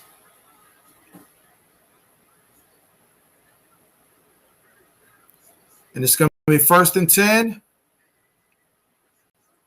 Dalton takes it, play action fake. Pass rush is back there. He's forced to throw the ball away. It's going to bring up 2nd down and 10. Let's see, Mike says, so one day in football history, they thought, what if instead of only running, we threw it to the dude? What do you mean? Take the ball at the end, have him run out, and we throw it to him. Let's call him a tight end. Yes, someone got really creative with that. And Teddy says the West 6 playoff teams probably. You think so, Teddy? About 6? Well, they certainly have the amount of teams to where 6 could certainly be possible. Meanwhile, 2nd and 10. Let's see, Andy Dalton in the shotgun formation, trips at the bottom of the screen. Dalton takes a snap. He throws it, and that's Williams in the backfield. Puts a nice move, gains about 6 yards on the play, maybe 7. Let's see, it's going to be 3rd and 2. And Mike says, hope my new love for college don't take away from the NFL liberty handling business. Hey, there's room enough for both, Mike. There's definitely room enough for both. And Teddy says 49ers versus Bears is the best event on Halloween. Is that really a Halloween game? How many games do we have on Halloween? Is that? Well, I got to see what date does Halloween fall on. It's going to be 3rd and 2. Dalton takes it, fakes it to Williams. He's looking, he throws it. Tight window. Somehow gets a completion out of it. And that's going to be a 1st down. Talk about tight windows. And Mike says, nice Williams run. And Mike says, I feel like the coaches, like, what if we only throw it and don't run with the guy? I mean, honestly, the only team that's really thinking about running the ball right now, other than maybe, other than the Titans, I don't know, because even the Saints, with Alvin Kamara, they passed the ball a lot today. Like, even with the lead, it was still passing a lot.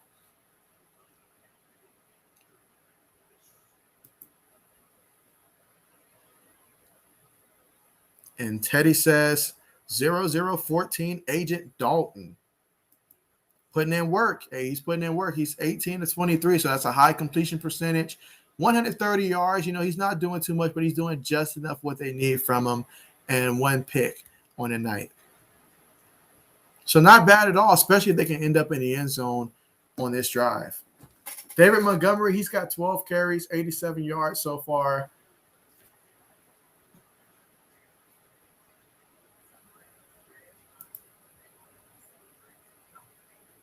Let's see, Mike says that Brown looked good with Hunt, the little that I saw. Oh, yeah, I saw Hunt try to jump over somebody today. He needs to be a little bit more cautious than that. I got him on one of my fantasy teams, so I need him to remain healthy this year. Need him. Thanks to Gus Edwards, I'm very, very thin at that running back position. And Mike says, let's get this touchdown. Oh, yeah, they got the ball at the Rams' 40-yard line. They've had 8 plays for 41 yards and just under 4 minutes on this drive so far. So they can keep this drive going. It'll be a pretty solid drive, but the defense is going to have to do much better in the secondary. I don't know what you got to do. Shoot, heck, maybe double team every receiver out there. Say, forget the safety at the top. I don't know. Something different.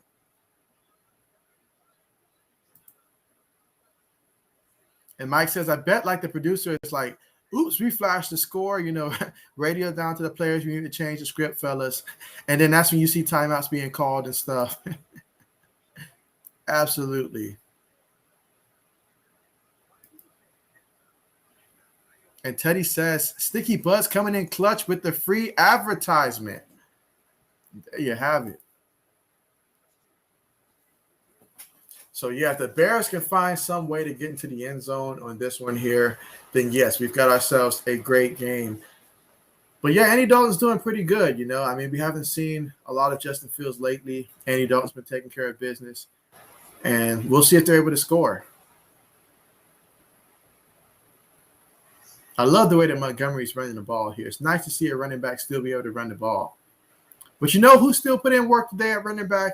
I almost forgot about him. Christian McCaffrey. I think he had like 98 yards on the ground. I think he had like 86 yards receiving. It's nice to see C-Mac back out there. And I'm sure that the Sports Blitz has got to be happy about what his Carolina Panthers did today against the Jets. Dalton hands it to Montgomery.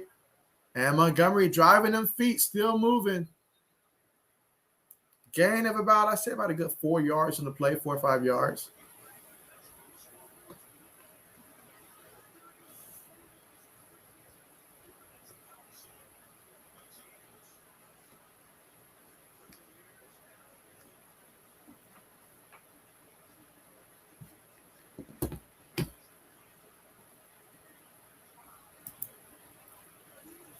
Second and 6, Dalton in the shotgun. Let's see if the Rams are going to bring pressure. They do. He throws it. Nice throw. Nice and easy. Great play right there. And that's all that the Bears really need from Dalton for sure. Get that ball out of there quickly. Give it to the receiver. Let him make a play. Let's see, Mike says, got off the phone with Brady, crazy health guru. He assured me Brady don't eat Subway. You know what? I actually had a Subway earlier today. So if Brady doesn't eat it, I sure do. And Mike says, good point. Every other play is Chris. That's right, Christian McCaffrey run, Christian McCaffrey catch. I know I should have taken him in fantasy football in my other league, but I just couldn't do it. I had to take Dalvin Cook. Coming off of that injury, I just couldn't do it. Let's see, that's a gain of about, okay. What a nice hit on Montgomery that was. But Montgomery, of course, protecting the rock and getting some yards out of it. All right, so Montgomery's going to the sideline. That means Williams is coming in the game. And Nashak says, yeah, Subway will ruin your body for sure. My face after saying that I just ate Subway. Thanks a lot, Azashak. And Mike says, get to 14. Yeah, if we can get to 14, guys, like we could really have ourselves a game if the Bears ever remember that their job is to keep the receivers out of the end zone. Guy in motion. Hands it to Montgomery. No, not Montgomery. That's Williams this time. And that's going to be a first.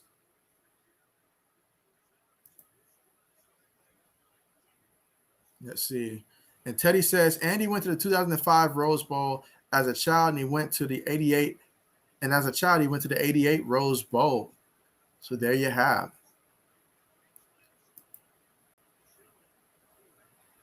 And Mike says, oh, I eat Subway but when I'm 45, I'm not going to play like I'm 25 either. That's true. That's true. Like, yeah, you would not get that projection out of me at all.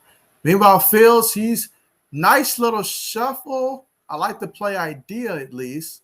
Maybe not the results. Probably would not have called it from that situation, though.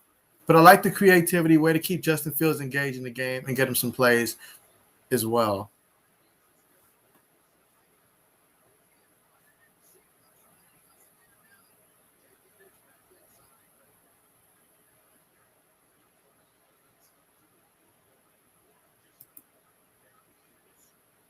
And Mike says, Fields, let's go. Great way to ease them in. But I tell you what, though, we cannot have any injuries on the offensive line. Can't afford it. Can't afford it.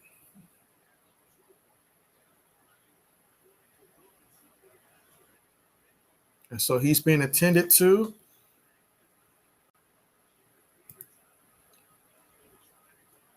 And Teddy says that I won the last Super Bowl in Pasadena, 93. Troy won versus the Bills. And Mike says the Bears officially have no O-line players left. This is really, really tough. Nashak says, we feel for you, Azashak. We feel for you. I mean, Azashak, I will say this. Both my team and Mike's team, both of our teams took an L today. So we're doing our best to try to help you lead your team to victory, man. But it's not looking good with the offensive lineman going down like that. But we will keep the faith because, I mean, you guys just got to finish. You're 15 yards away from the end zone. This is 13 plays, 13 plays, 66 yards, about 8 minutes off the clock. Perfect drive if you can only finish it in the end zone.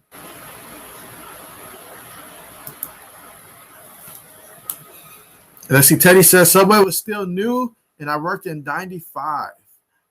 Good old Subway. 2nd and 9. Dalton in the shotgun. Gives it to Williams. Williams hesitates a couple times, and yeah, he doesn't gain more than maybe a yard and a half on the play. It's going to bring up a 3rd and 8 situation. They must get this. Meanwhile, it's getting a little chippy down there. It's getting a little chippy. We know the Rams, they've been involved in their share of fights throughout the summer, whether we're talking about camp, whether we're talking about fans. There's just been a lot of fights taking place with these Rams all around.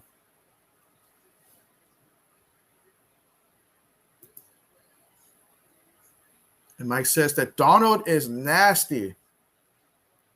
I mean, I'm happy for Darnold in the situation that he's in right now with the Carolina Panthers. But, yeah, I mean, Aaron Darnold, absolutely.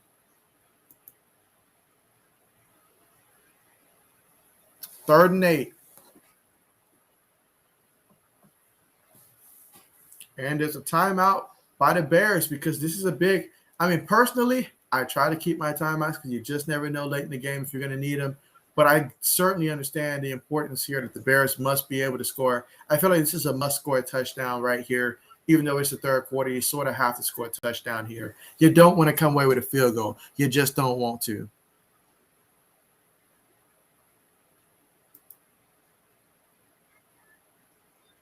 And Nashak says that our O-line was already bad. I mean, yeah, man. I mean, Adishak, you may have to go ahead, go to that dollar store, purchase you a jersey, and you might have to go up there and suit up for your Bears pretty soon in that offensive line. And that'll be an improvement.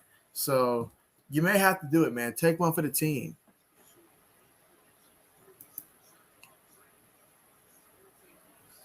And Teddy says that his dad was from Long Beach, older than Snoop Dogg. And Mike says, yeah, Aaron Darnold looked like he want to pop Dalton. Doesn't he always look like that? He does have that look. Meanwhile, it's 3rd and 8. Let's see. Jalen Ramsey in coverage. I'd probably look the other way. But Dalton's looking. Let's see if he tries it. He gets the completion. He's still trying to fight, but they're going to blow that one dead. And he's still trying to break free. And there he goes. 1st and goal.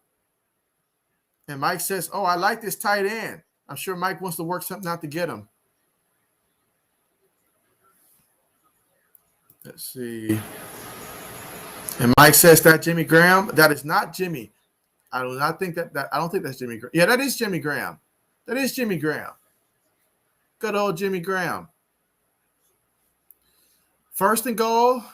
And we got my man Justin Fields in the game. Come on, man. Make the Buckeyes proud. Snap the ball already.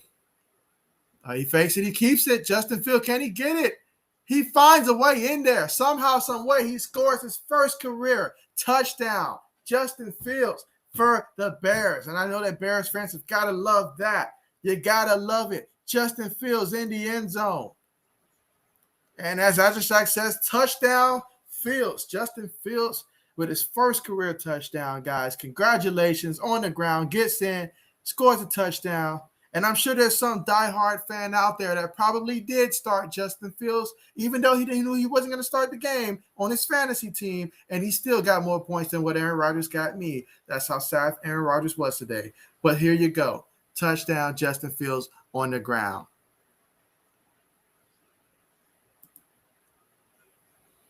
And so Mike says, what a touchdown, Fields.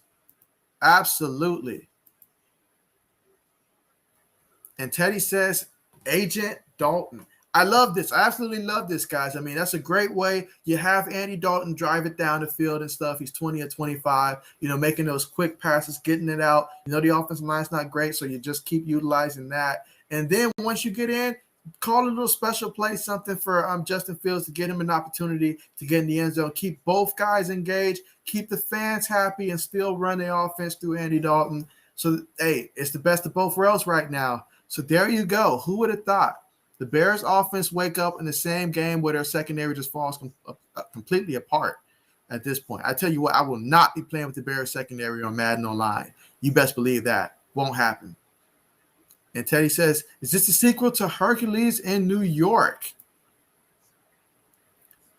Hercules. down there in New York. And so, speaking of New York, I mean, I don't know the final score between the Giants and the Broncos, but I did see Daniel Jones fumble the ball.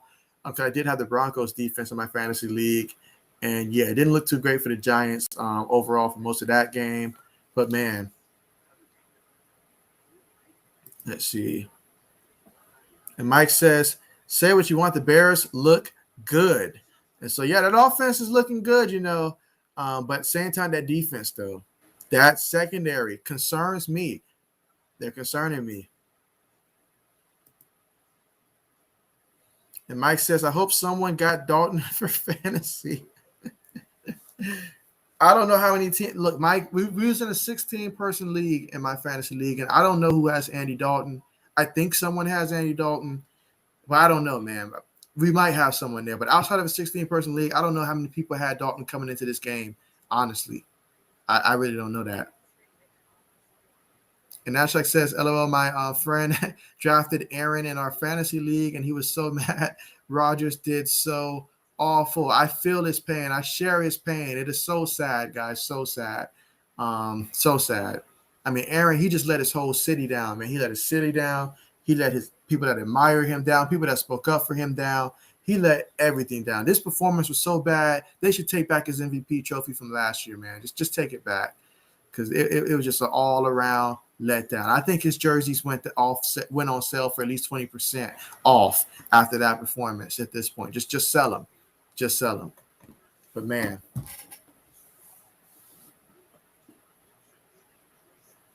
But we've got ourselves a game here, folks. 20-14. See the Bears kick it off. No return on this one. And I'll go ahead and take this time. Thank each and every person that's watching, whether you're watching through YouTube, whether you're watching on Facebook. Really appreciate you guys so much for watching this game and joining us here for this Sunday night football as we're enjoying this matchup between the Bears and the Rams. It's a close one possession game. Be sure that you guys do like the stream, and that you guys do also subscribe to the channel if you're not subscribed already. Best way to help support the channel and help me reach my goal of reaching 1,000 subscribers, ideally before my birthday hits in November. That is the goal. So really appreciate you guys so much in supporting me and making my dream a reality, guys. Really appreciate that. And let's see, Henderson's carrying the ball. Can he get it in? And he's got about 5 yards there. It's going to be second down. And let's see, Teddy says that Ben, 188 yards. Fans who took Ben lost. Yeah, I could have told him that because, yeah. I knew a guy that had Big Ben last season, and when Big Ben started falling apart, his fantasy team fell apart as well. I wasn't going to make that mistake. And Teddy says, Ben, 188 yards, the lowest. Can Dalton get 188, please? Dalton's going to get 188 in this one. He's at least going to get past 188. I think he'll finish with probably about 216, something like that. But yeah, I think he'll get more than 188 for sure in this one.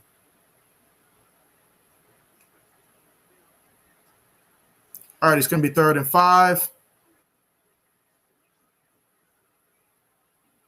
Bears looking to bring pressure.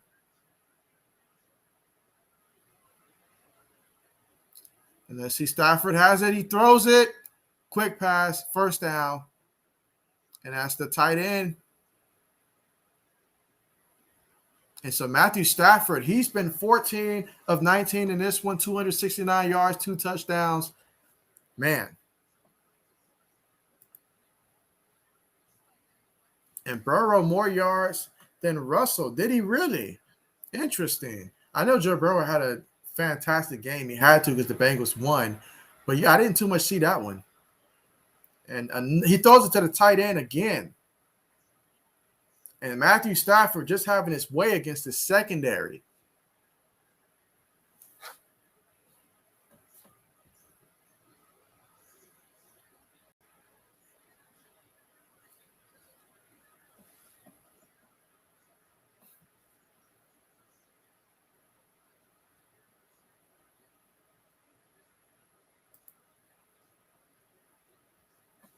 And Teddy says that Stafford has Flacco's arm. Well, I think Flacco would definitely like to have it back. Stafford throws it quickly, and that's Jefferson.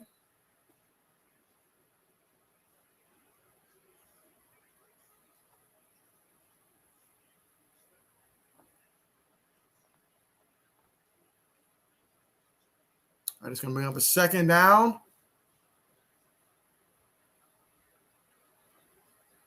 Stafford's looking at the shotgun. He throws it, and that's Kupp. And he's about a yard shy. It's going to bring up 3rd and 1. Can the Bears get a stop? Can they bear down and get a stop? And as Shaq says that I have a 99% win percentage. Win percentage chance in my friend's fantasy league. Well, congratulations, as Shaq. That is great news.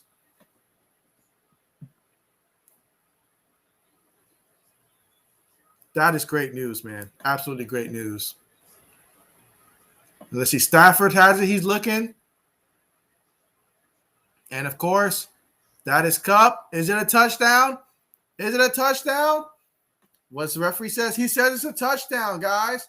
And once again, Matthew Stafford through the air, 17-22, 296 yards, 3 touchdowns. And I'm telling you, somebody right now is celebrating having started Matthew Stafford in this game.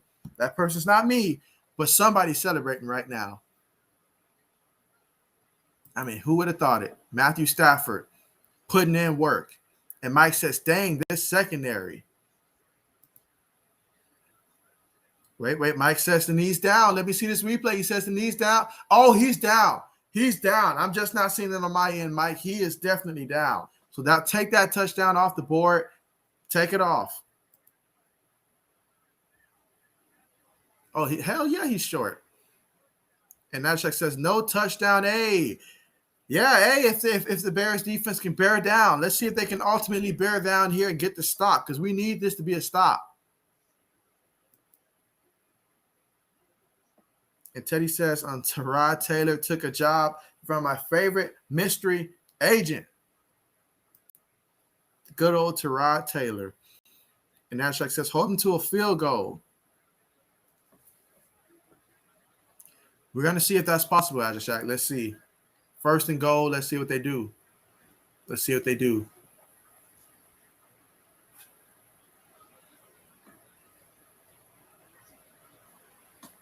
All right, 1st and goal. Henderson in the backfield. Stafford under center. He hands it to Henderson. That's a touchdown. Now, that one's for sure a touchdown. Touchdown Rams.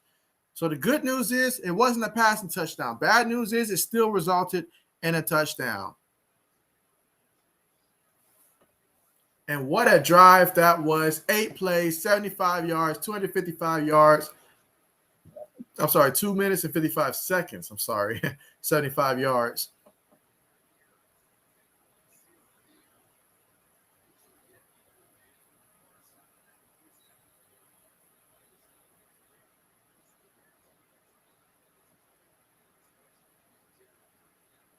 All right, so the extra point attempt will be good.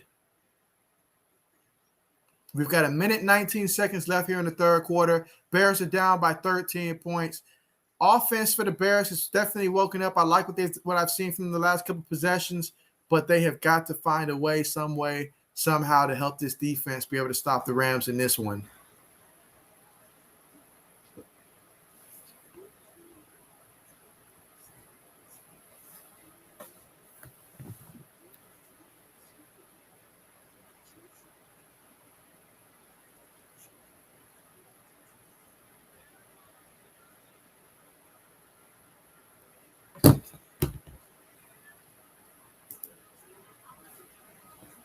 Ashak says that Tyrod had a better game than Aaron. I mean, we can go down the list, Ashak, of quarterbacks that had a better game.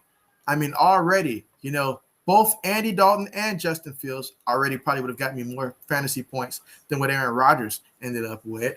I mean, you just go down the list from every single team, man. I can't think of a quarterback that just, I don't know, that did worse than what he did. It was terrible. It was terrible. It was embarrassing. I don't even know if Jordan Love probably had more fantasy points than what he had when Jordan Love came in.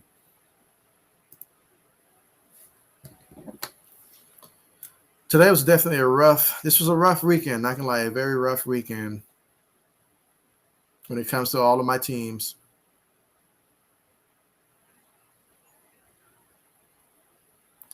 Matter of fact, I'll do one final look to see if at least my last fantasy team still holds some type of chance of winning.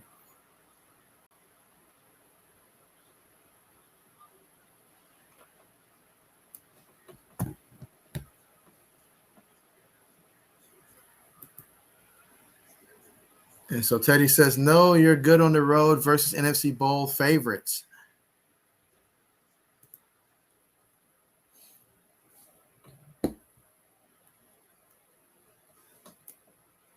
Let's see.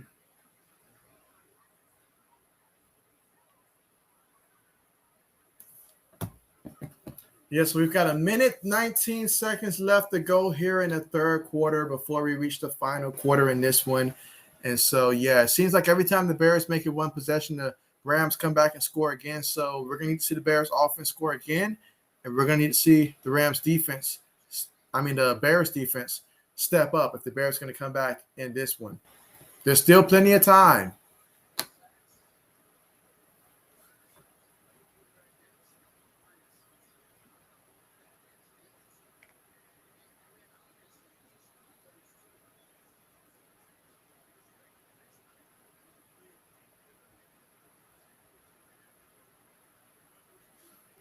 See, we got a return here. It's going to take it out to about the 21-yard line.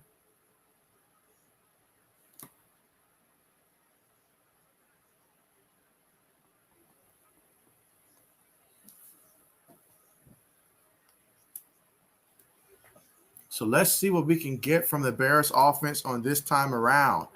The offense has kept them in the game so far, and they're going to have to continue. And Ashek says, Bears down, come on, offense. All right, so Dalton's got one back behind him, and that's going to be Williams. Now Williams goes to the side. Dalton's still in the shotgun. Offensive line protects. He gets the ball out quick, and that's Williams still on his feet. And they finally bring him down. It's going to bring up 2nd and 5, so gain of 5 on that reception.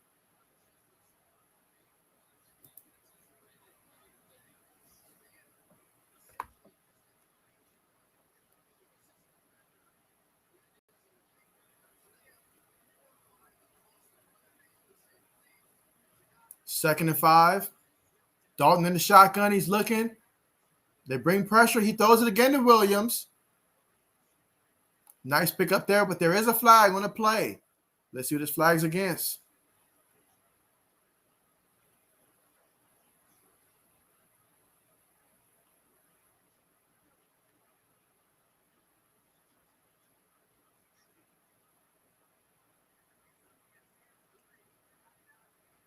That's on the defense.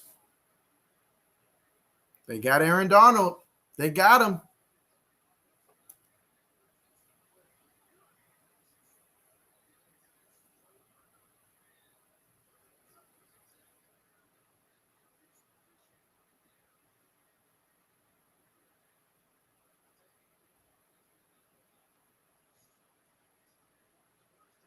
All right, so Williams goes in motion. He's next to Dalton in the shotgun. Trips up top. Dalton has it. He's looking, throws it quick. That's incomplete. 9 seconds left before the end of the third quarter. And Ashek says to get the ball to Monty. That's not a bad idea at all. Here on 2nd down and 10. I see Demir Bird in the game.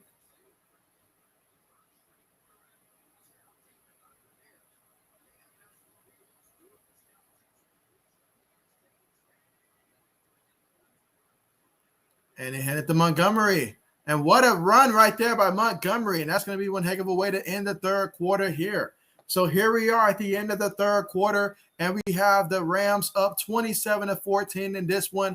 David Montgomery, 15 carries for 103 yards so far in this one. And Andy Dalton, 22 of 28 for 167 yards and 1 interception so far in this game. Not to mention Justin Fields with that touchdown rush that we got to see for his first career touchdown. And as for the Rams, Matthew Stafford, 17 of 22, 295 yards, 2 touchdowns. Darrell Henderson, he's got 7 carries, 12 yards, 1 touchdown. Kupp, he's got 5 receptions, 84 yards, 1 touchdown in this one. It's going to be up to the Bears to come out this drive, score a touchdown, keep the pressure on the Rams, and then for the defense to step up and answer the call when needed. And as Ajashek says, he says, let's go, Monty. Yeah, keep running Monty. They can't stray away from that. Monty's such a big force for this team, utilizing him, utilizing, Williams, utilizing all of those guys. That's going to be very important. The offense has done a great job last couple of possessions, an absolutely great job getting the ball out quick. That's how you help an offensive line out, by getting the ball out quick.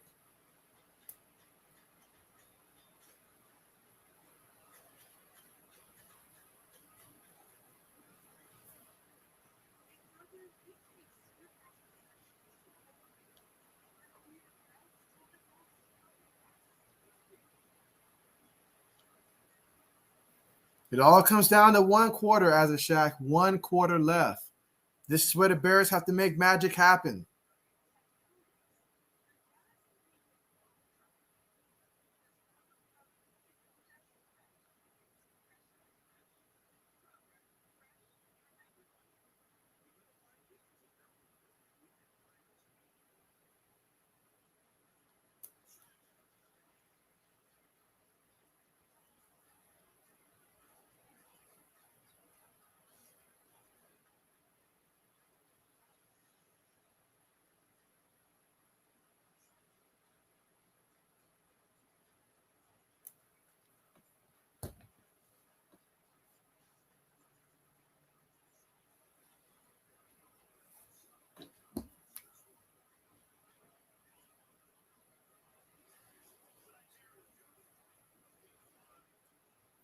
I will say this, though. All the injuries to the offensive line definitely hope that these guys will be okay and good to go, at least, if not this game, at least by the next game, or not too long out.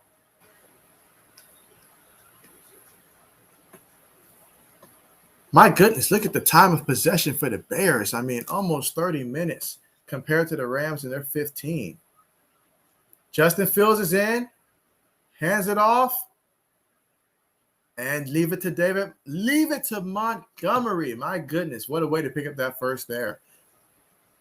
And that's going to keep the chains moving.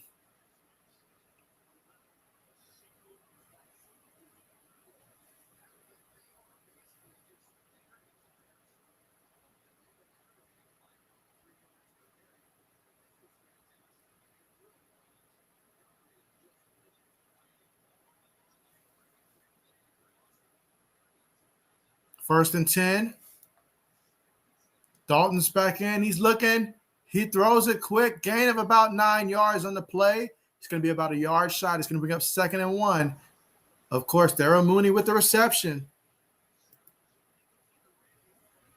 Nashak says that I wish we signed Rodney Adams, but at least we signed Caleb Johnson. I watched some of his games at Houston Baptist, and he is a solid player. Absolutely solid player. It's going to be 2nd and 1. Again, the Bears, they know that they have to score on this drive here to stay in this game.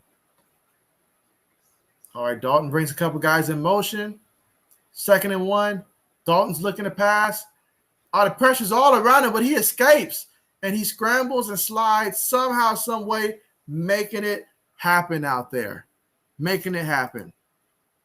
And Mike says, nice run. And Ashishak says that Andy Dalton over Lamar. So basically, we know that Ashishak would draft Andy Dalton ahead of Lamar Jackson. And Mike says, like this tight end. Mike is doing some scouting, y'all. He is really doing some heavy scouting. That's just where he's at right now with the Buffalo Bills and that frustration in terms of that tight end room down there in Buffalo. Meanwhile, Andy Dalton, he's looking, he throws. Another nice pass to who else than the tight end there. And he is fighting. He is fighting. Did he get enough for that first down, though? I think he just got there.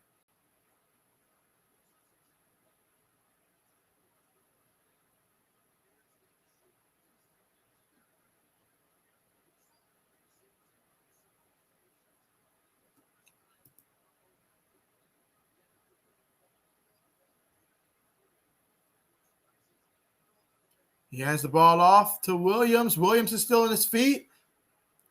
All right, he gains about a good 3 yards on that, good solid 3-4 yards on that carry.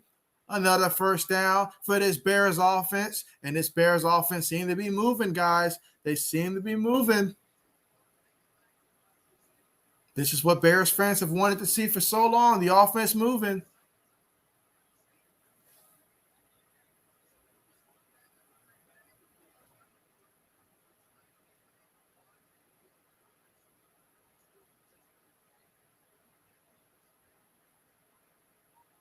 All right, let's see if the Rams are going to bring any pressure here. Dalton sends Williams in motion, fakes it. He's looking up, and Aaron Donald misses the sack, but the Rams still get him.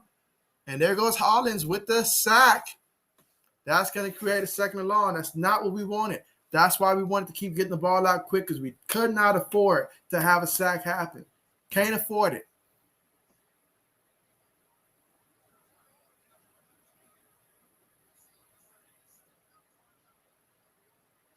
Aaron Donald knows that he should have had him on that one, though.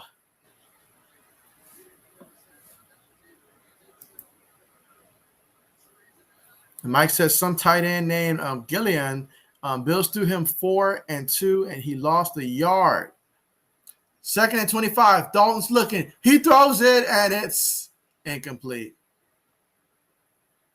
That's going to pick up a 3rd and 25. And Mike says that Donald is all pro of all pro. Yeah, he's a man amongst men out there. Like he really is. But we've got a 3rd and 25. So we're going to need Dalton to take a deep shot. Might be a good time to target someone like Damiere Byrd or something who gets a good matchup. But we'll see. I tell you what I wouldn't do. I wouldn't try Jalen Ramsey.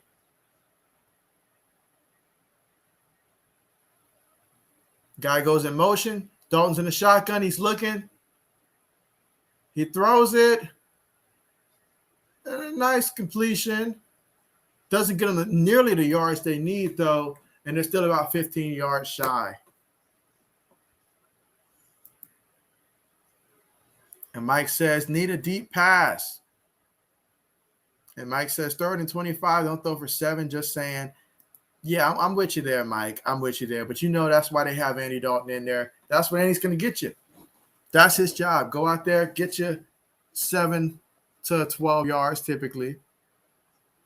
But I guess they made up their mind they were already going to go for it on 4th down anyways. But still, I at least want to get more than that. Try to make it 4th and less than 10 ideally. But 3rd and 15, that's still a lot. Well, 4th and 15. Andy Dalton's looking. He throws it. That's incomplete. And even if he did call it, it would not have mattered either way. Wow.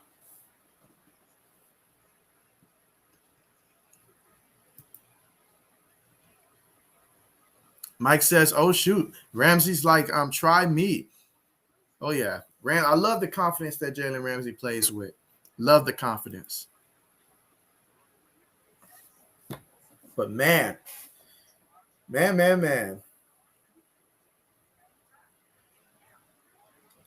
That was big. I feel like the Bears, they needed to score on that one.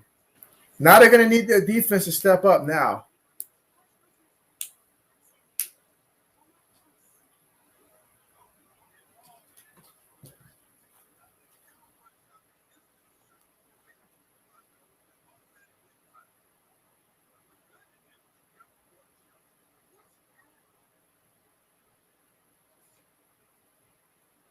Let me see where my fantasy team currently sits at right now.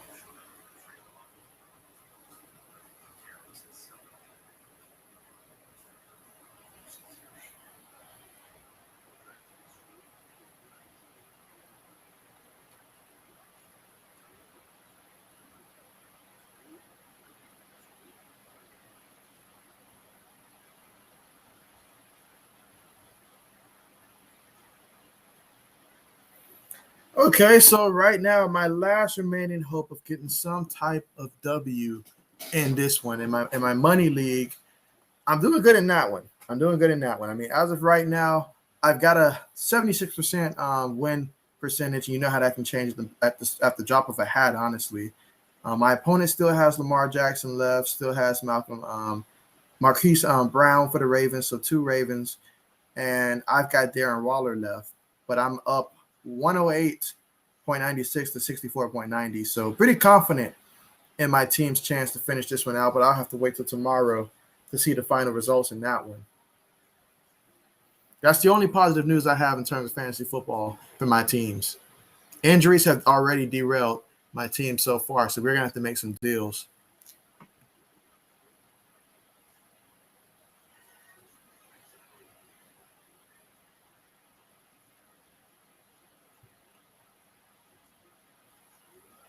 All right, so next week, I guess we'll be streaming the Chiefs and Ravens next Sunday night. That should be an exciting one.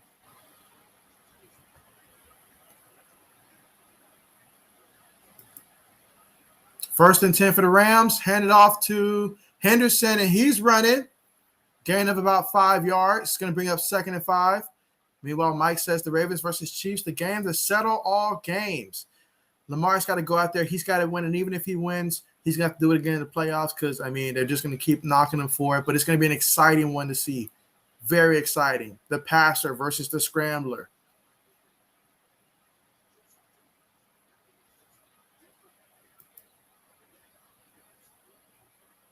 And Mike says, man, Quinn, as in Robert Quinn, used to be so good. That is true. He used to be. 2nd and 5. They hand it again to Henderson. He's running. He gets the first down.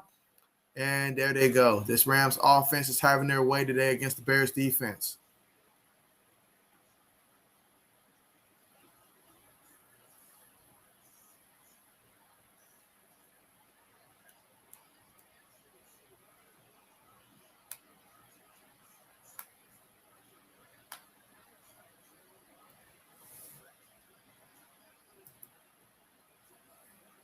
And Mike says, Mac brothers, don't do Buffalo dirty. Now, Buffalo's got to rebound. All right, 3 receivers up top. Shotgun. Matthew Stafford has it. Let's see if they're handing it to Henderson again. And they do. And, yeah, Henderson's making some fantasy owner a little bit better. Feeling a little bit better about himself right now. Oh, man, and we've got the Bears out here just flat out trying to play dirty.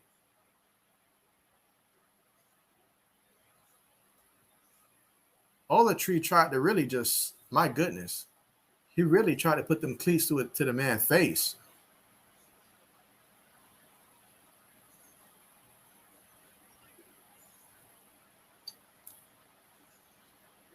Oh man, this is getting out. This is crazy, man. Like, and Mike says tempers are flaring. Man, absolutely. Yeah, that was uncalled for, man. Like, come on now. And Nashek says it ain't looking good right now. Man, I feel like we've had a long weekend, Azure Shack. I really feel like it this weekend. Both of our college teams, it's not looking good right now for the Bears. It's not over, but it's not looking good.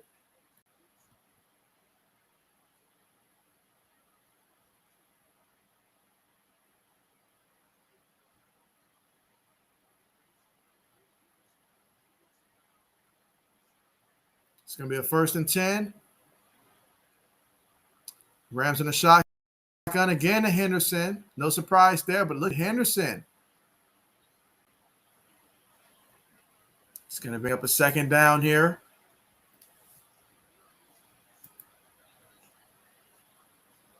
And Mike says that center got pushed from the Rams earning his cash. Absolutely. And Mike says this is a great Rams team. The Bears put up a good fight. Oh, yeah, we'll definitely see the Bears, get some W's. Who's the next opponent that the Bears play after this game? Meanwhile, it's 2nd and 5. Stafford out of the shotgun. Lately, they've just given it to Henderson. Let's see if they continue doing that. 2 seconds on it. They take the snap. Henderson's got it. Lowers his shoulder. Gains about a good 3 yards there. Probably about a good 2 yards shy of getting the first for the Rams. Matthew Stafford has looked absolutely sharp in this game, guys. 17 of 22. 295 yards, 2 touchdowns. No backs in the backfield. Matthew Stafford's looking to pass. He's looking. Pass rush touches him. He throws it. And there's a penalty. There's a penalty.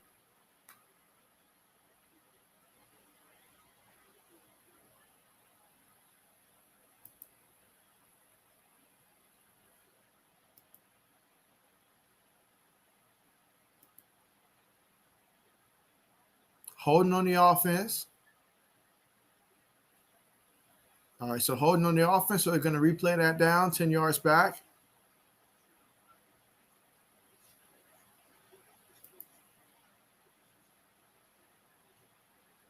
Let's see. So Ashak says, yeah, we actually showed potential on offense. Wasn't that a welcome sight, Ashak? Despite the fact losing 2 linemen in terms of, injuries and stuff, it was still great to see like the Bears offense really show up. That's a positive sign for the rest of this season. Love the way that they're utilizing both Andy Dalton and Justin Fields moving forward. Meanwhile, it's 3rd and 13 for the Rams. Let's see what they do. Quick pass to Kupp. And Kupp, he's never satisfied. He's still on his feet, and they got the first down. Wow. He made something out of nothing on that one. Meanwhile, Mike says, I'm throwing out my rankings. The Texans and the Bears both look legit. The Bengals won. He said, I give up. Let's not forget the Cardinals, man. Let's not forget the Cardinals. Lewis, what's going on? Thank you so much for joining the stream. Glad to have you back here, man. Know it's been a minute, but glad that you're back, man. How's it going? Everything on this end is going great. Minus the fact that both my NFL and college team they let me down. But you know what? Everything is good. Everything is good. And Mike says the Bears will be contenders. Meanwhile, Henderson is running. About a 2-yard gain for the Bears stop him. And there's a flag on the play. All right, so Lewis, let's see. Lewis says, let's go Bears. So we have another Bears with us right now. And what could really change the landscape of this game is if somehow, some way, the Bears can get a turnover. That would really come up big.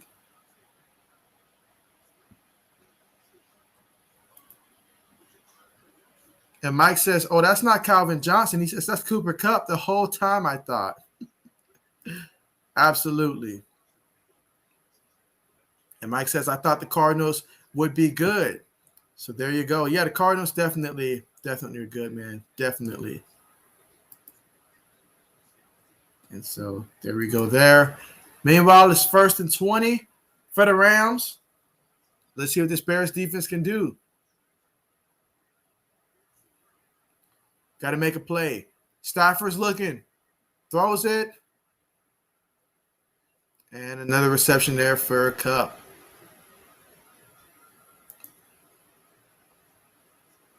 And Nadeshek says, got to get a pick 6. Let's see. I think I skipped one. And Lewis says, let's move forward. He says, now and play Fields. And so, Justin Fields has gotten in. He's got his first career touchdown. That was great, but yeah, definitely I think at some point you're going to have to flip it over to Justin Fields at some point, if not today, sometime relatively soon. I think Detroit might be a good game to aim for. But let's see, the Rams get a carry here. Is that Sony Michel in the backfield this time? It sure is.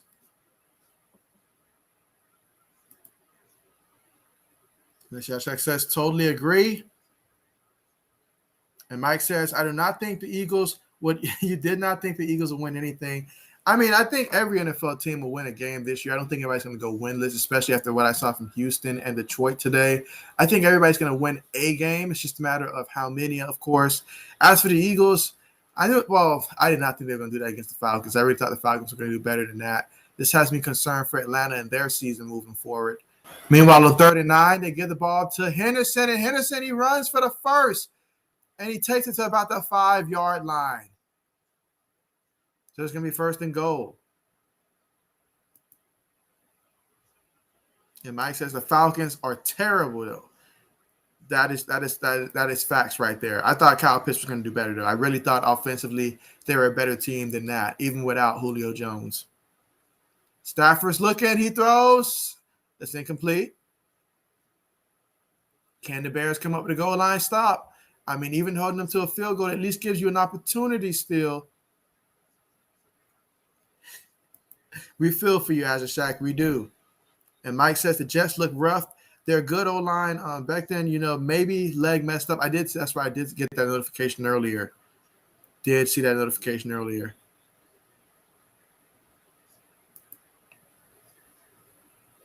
And Azure Shack says, got to get a stop. It's 2nd and goal. Got to get a stop. They're probably going to give it to Henderson again. They do give it to Henderson. He's running. He's powering his legs, and he falls about 1.5 yards shy. Let's call it 2 yards shy of the end zone. Man, can the Bears bear down here? The last stand of the game. If they don't make the stop here, it's a wrap. Let's see if they can do it. A timeout is called because it's just that huge, even though they're going to definitely need this one if they were to score and have to score again. But let's see. And Lewis says the momentum's got to change. And he's right. It does have to change, and nothing would change it more than a turnover, especially you're talking a pick six or something like that, something crazy like that, or a fumble picked up for a touchdown, something like that can change the momentum, would definitely alter the outcome of this game. But right now, we can only hope that the Bears on 3rd down can bear down and give themselves a chance in this game. And Mike says the Jets quarterback looked like he's 16. Just saying, he really does. He doesn't fit the mold of what you typically see for a Jets quarterback. But hey, I mean, we'll see how he pans out down there for New York. But it's going to be tough. It's going to be tough. The AFC East is going to be no joke for years to come. Every team, has got a young quarterback basically that's at least the age 25 or younger in that division. So that division is only going to continue to get better and better and better as teams continue to build around their quarterback to the future.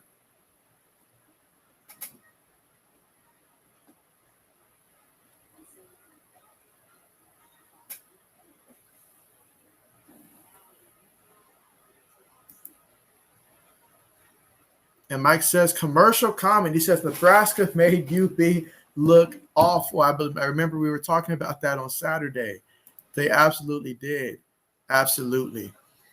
I mean, who else? I feel like in that game between Appalachian State and Miami went down to the wire.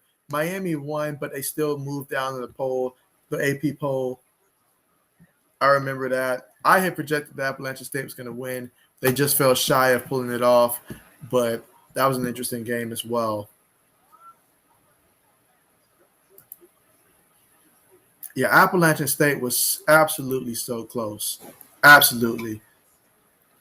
Yep. And I will thank everybody, who's currently on the stream. Make sure that you guys do like the stream, and definitely if you're someone that's watching and you're not subscribed to the YouTube channel, definitely do make sure that you guys are subscribed to the YouTube channel for sure. Really appreciate you guys and your support.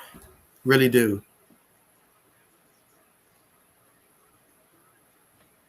And let's see. It's going to be 3rd and goal, guys. 3rd and goal. They just need to. Let's see what's going to happen. Stafford's up under center. See if the Bears can bear down. This would be a great time for Hicks to come up and make a play. Khalil Mack, they're looking. Stafford has to throw it. Ennis. It's caught. It's caught. I feel like there's no way he should have had that kind of time. He really shouldn't. Mike says the last stand. And let's see. Mike says foot out of bounds. He says shoot the Bears secondary almost as bad as the Bills. You still think the Bills is worse than that? Penny decline. Touchdown. And Matthew Stafford with 3 touchdowns, 20 of 26. Oh, man, 321 yards. My goodness. My goodness. I'm surprised he didn't. It's like he was running on skates out there. Oh, yeah, he's got that. Let's take one more look at that. He's got 1, 2. Oh, yeah, that's a catch. That's a catch. That's in bounds. Man, guys, I mean, my goodness, man. I mean, from the Bills to the Patriots to the Bears now, man, we all played in, like, all of our teams played at different times, and we all end up with the same result, man. We got to bounce back with a strong week in week 2, guys. We have to. This is just painful. And Mike says, yeah, look at the Bills roster. Norman was our only other good cornerback. My goodness. Well, the good news is we definitely did see the Bears offense in this one. So, that was a positive sign right there. We got to see Justin Fields get his first touchdown. David Montgomery over 100 yards on the ground, a touchdown. Andy Dalton, he looked pretty solid out there, 25 to 33. This was not on the offense here. It really wasn't. The Bears of old, with that defense that you guys historically have had that creates turnovers and stuff, this would have been a different outcome. And Lewis says, can't blame this on the offense. I'm right there with you. Right there with you. I totally agree. And Mike says, we need a football vacation, heal our mental wounds. The only problem is, Mike, we just got started. I don't think any of our teams will be on a bye week anytime soon. And, man, this is so tough. To watch my Buckeyes fall the way that they did and then watch my Patriots fall short yet again to another fumble, a game that we needed to win, an opportunity in front of us. And now, not only did we lose and let the Dolphins take the lead in the division, but they now have that extra half game because it was head-to-head victory. Man, that sucks. Let's see. Mike says, if I'm Azashak, I'm happy because for 3 quarters they showed they were good, not terrible. Absolutely. And Lewis says, it's game 1. He says the team should get better. Rams are a good team. That is right. You're right about that. The Rams, they are a good team, but so are the Bears. The Bears, they're going to have their opportunities. If I'm Chicago, I really want to play Green Bay as soon as possible before they figure out what the heck's going on with Aaron Rodgers, because right now they look very bad, if this is a representation of just what they're going to be. Because if I'm not mistaken, the Saints were so desperate for a cornerback that they made that trade with Houston just to get a starting caliber cornerback because they felt they needed one so bad. And Ashak says, true, we actually kept up against a top team. And Ashak says, we fought hard. I am honestly not too mad. Mad respect there. And Mike says, agree, Lewis. If you're going to lose, at least it's one of the best teams. Yeah, we saw some good stuff, and we feel a lot more. I feel like as a group, we feel a lot more confident with Andy Dalton moving forward because of how quickly he gets the ball out. And then the fact that they are sprinkling in Justin Fields as well. And Ashak says, but you got to get Fields in now that the game is over. Yeah, let's get him some reps. And let's get him in the end zone again.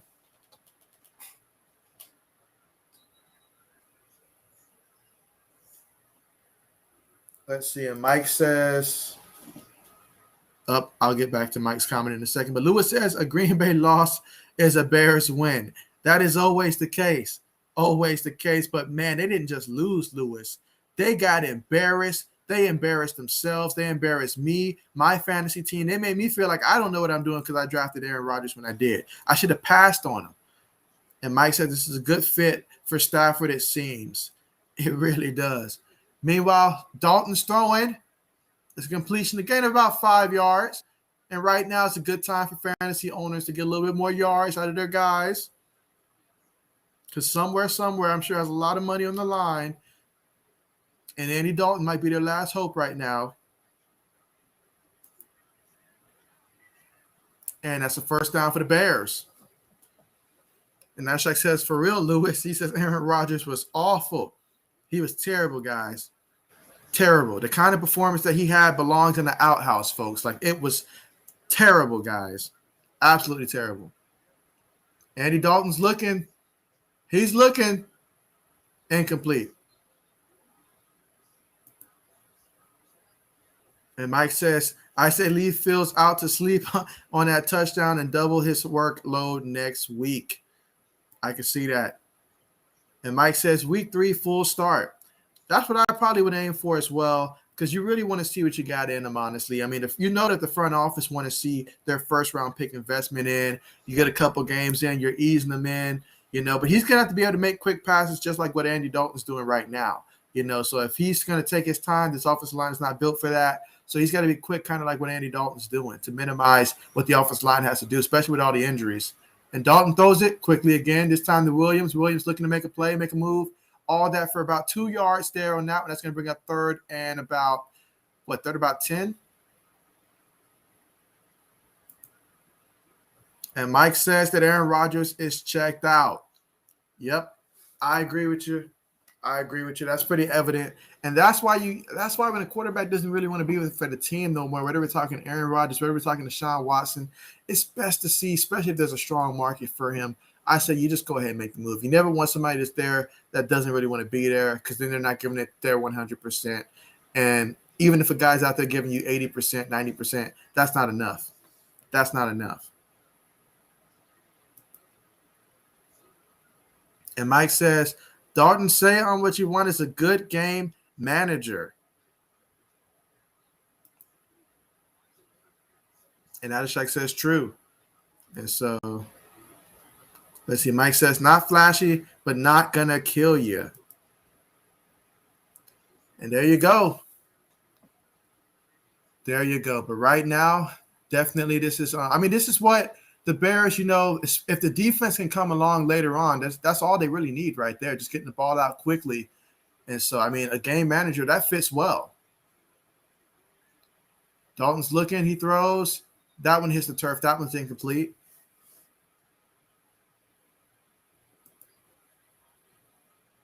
Mike says Rodgers is just there so he doesn't get fined. Absolutely. Absolutely. We know that's why Deshaun Watson's there. At least he's obvious about that with him.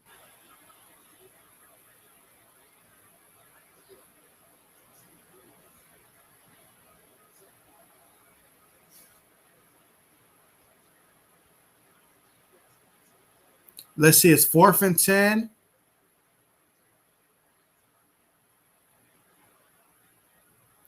And let's see. Dalton's looking. And, of course, Aaron Donald, this time he gets the sack. And he wants to make sure he maintains that perfect 99 rating on Madden. And as Adishak says, finally Donald got in there. And he concedes that that's game. That is game. And Mike says that if there's one dude who's always hungry, Darnold wants to eat. He's always hungry. And hey, he's a big, massive man. He wants to eat. Feels he should be fed. I'm right there with you guys. And so there we go. That's going to take us to about the 2-minute warning right there. But yeah, this game right here is pretty much a wrap.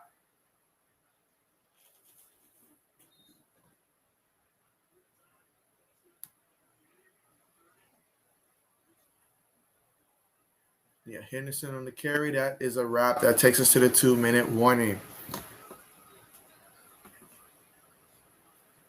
And so the next game that I'm going to be streaming is going to be tomorrow night, Monday night. We're talking the Ravens going down to the Las Vegas Raiders there. And so we're going to see Lamar Jackson versus, Derek Carr and the Las Vegas Raiders. That's going to be a fun one there, seeing John Gruden and company at home. Josh Jacobs, Darren Waller, who I hope has a fantastic night for fantasy football purposes for my team. And so we're going to see how this plays out tomorrow. But definitely, guys, hope you guys will be able to join me tomorrow as I stream that Monday Night Football matchup between the Ravens and the Raiders. And anybody that's watching that's not subscribed, do consider subscribing to the channel. It's the best way to be up to date when I do live streams like this, or either sport news, and I do a lot of sport news throughout the week. So definitely do appreciate you guys and your continued support. And so, but there we have it.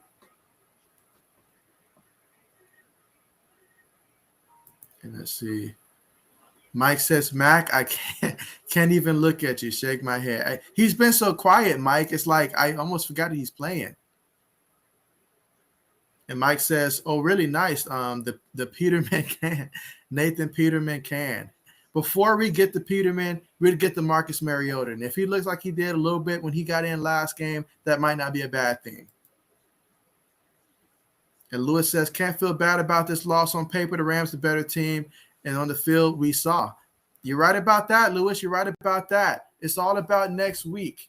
That's what it all comes down to, being prepared for next week. I think all of our teams here, regardless who we're rooting for, I think all of our teams took an L this week. But we just got to brush it off and get ready for next week. Next week's going to be a lot better, guys. I'm telling you. It's going to be a lot better. And not to mention, I mean, for you guys, everybody in the division basically lost in that division, come to think of it. I mean, Detroit lost, the Vikings lost in overtime, and then the Packers Packers got cremated out there. So, yeah, if I'm the Bears, you got to feel good about this.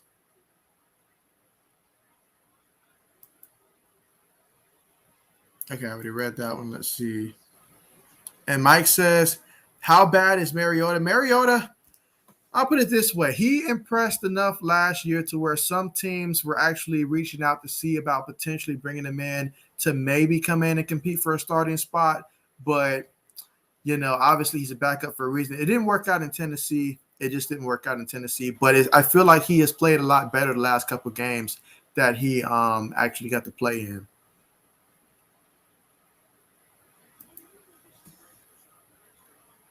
And Adashak is like, I am proud we fought hard. There's a lot to be proud of. There are some good things that happened in this game, for real. Especially seeing the offense against a defense like the Rams.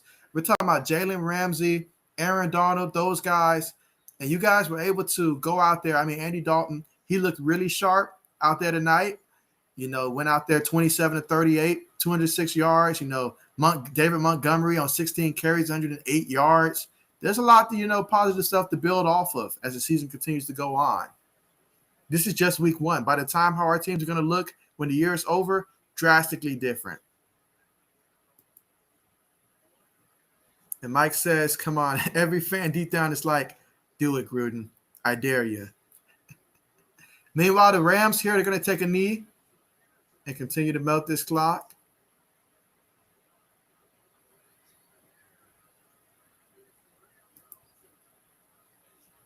And Mike says, give the Bills Montgomery, dang. I know that Mike would absolutely love to have Montgomery. He'd love it.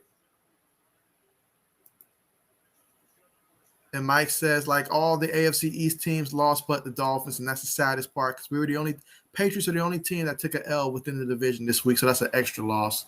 So, but yeah, it happened.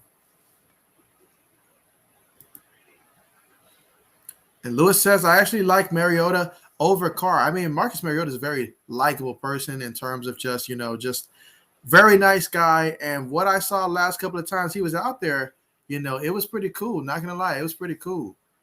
But, if he gets his opportunity, though, I think Marcus Mariota could really do some things. If he gets another opportunity, like say Carr had to sit out for some extended weeks, I think Mariota can come in and probably run this offense about the same, if not better.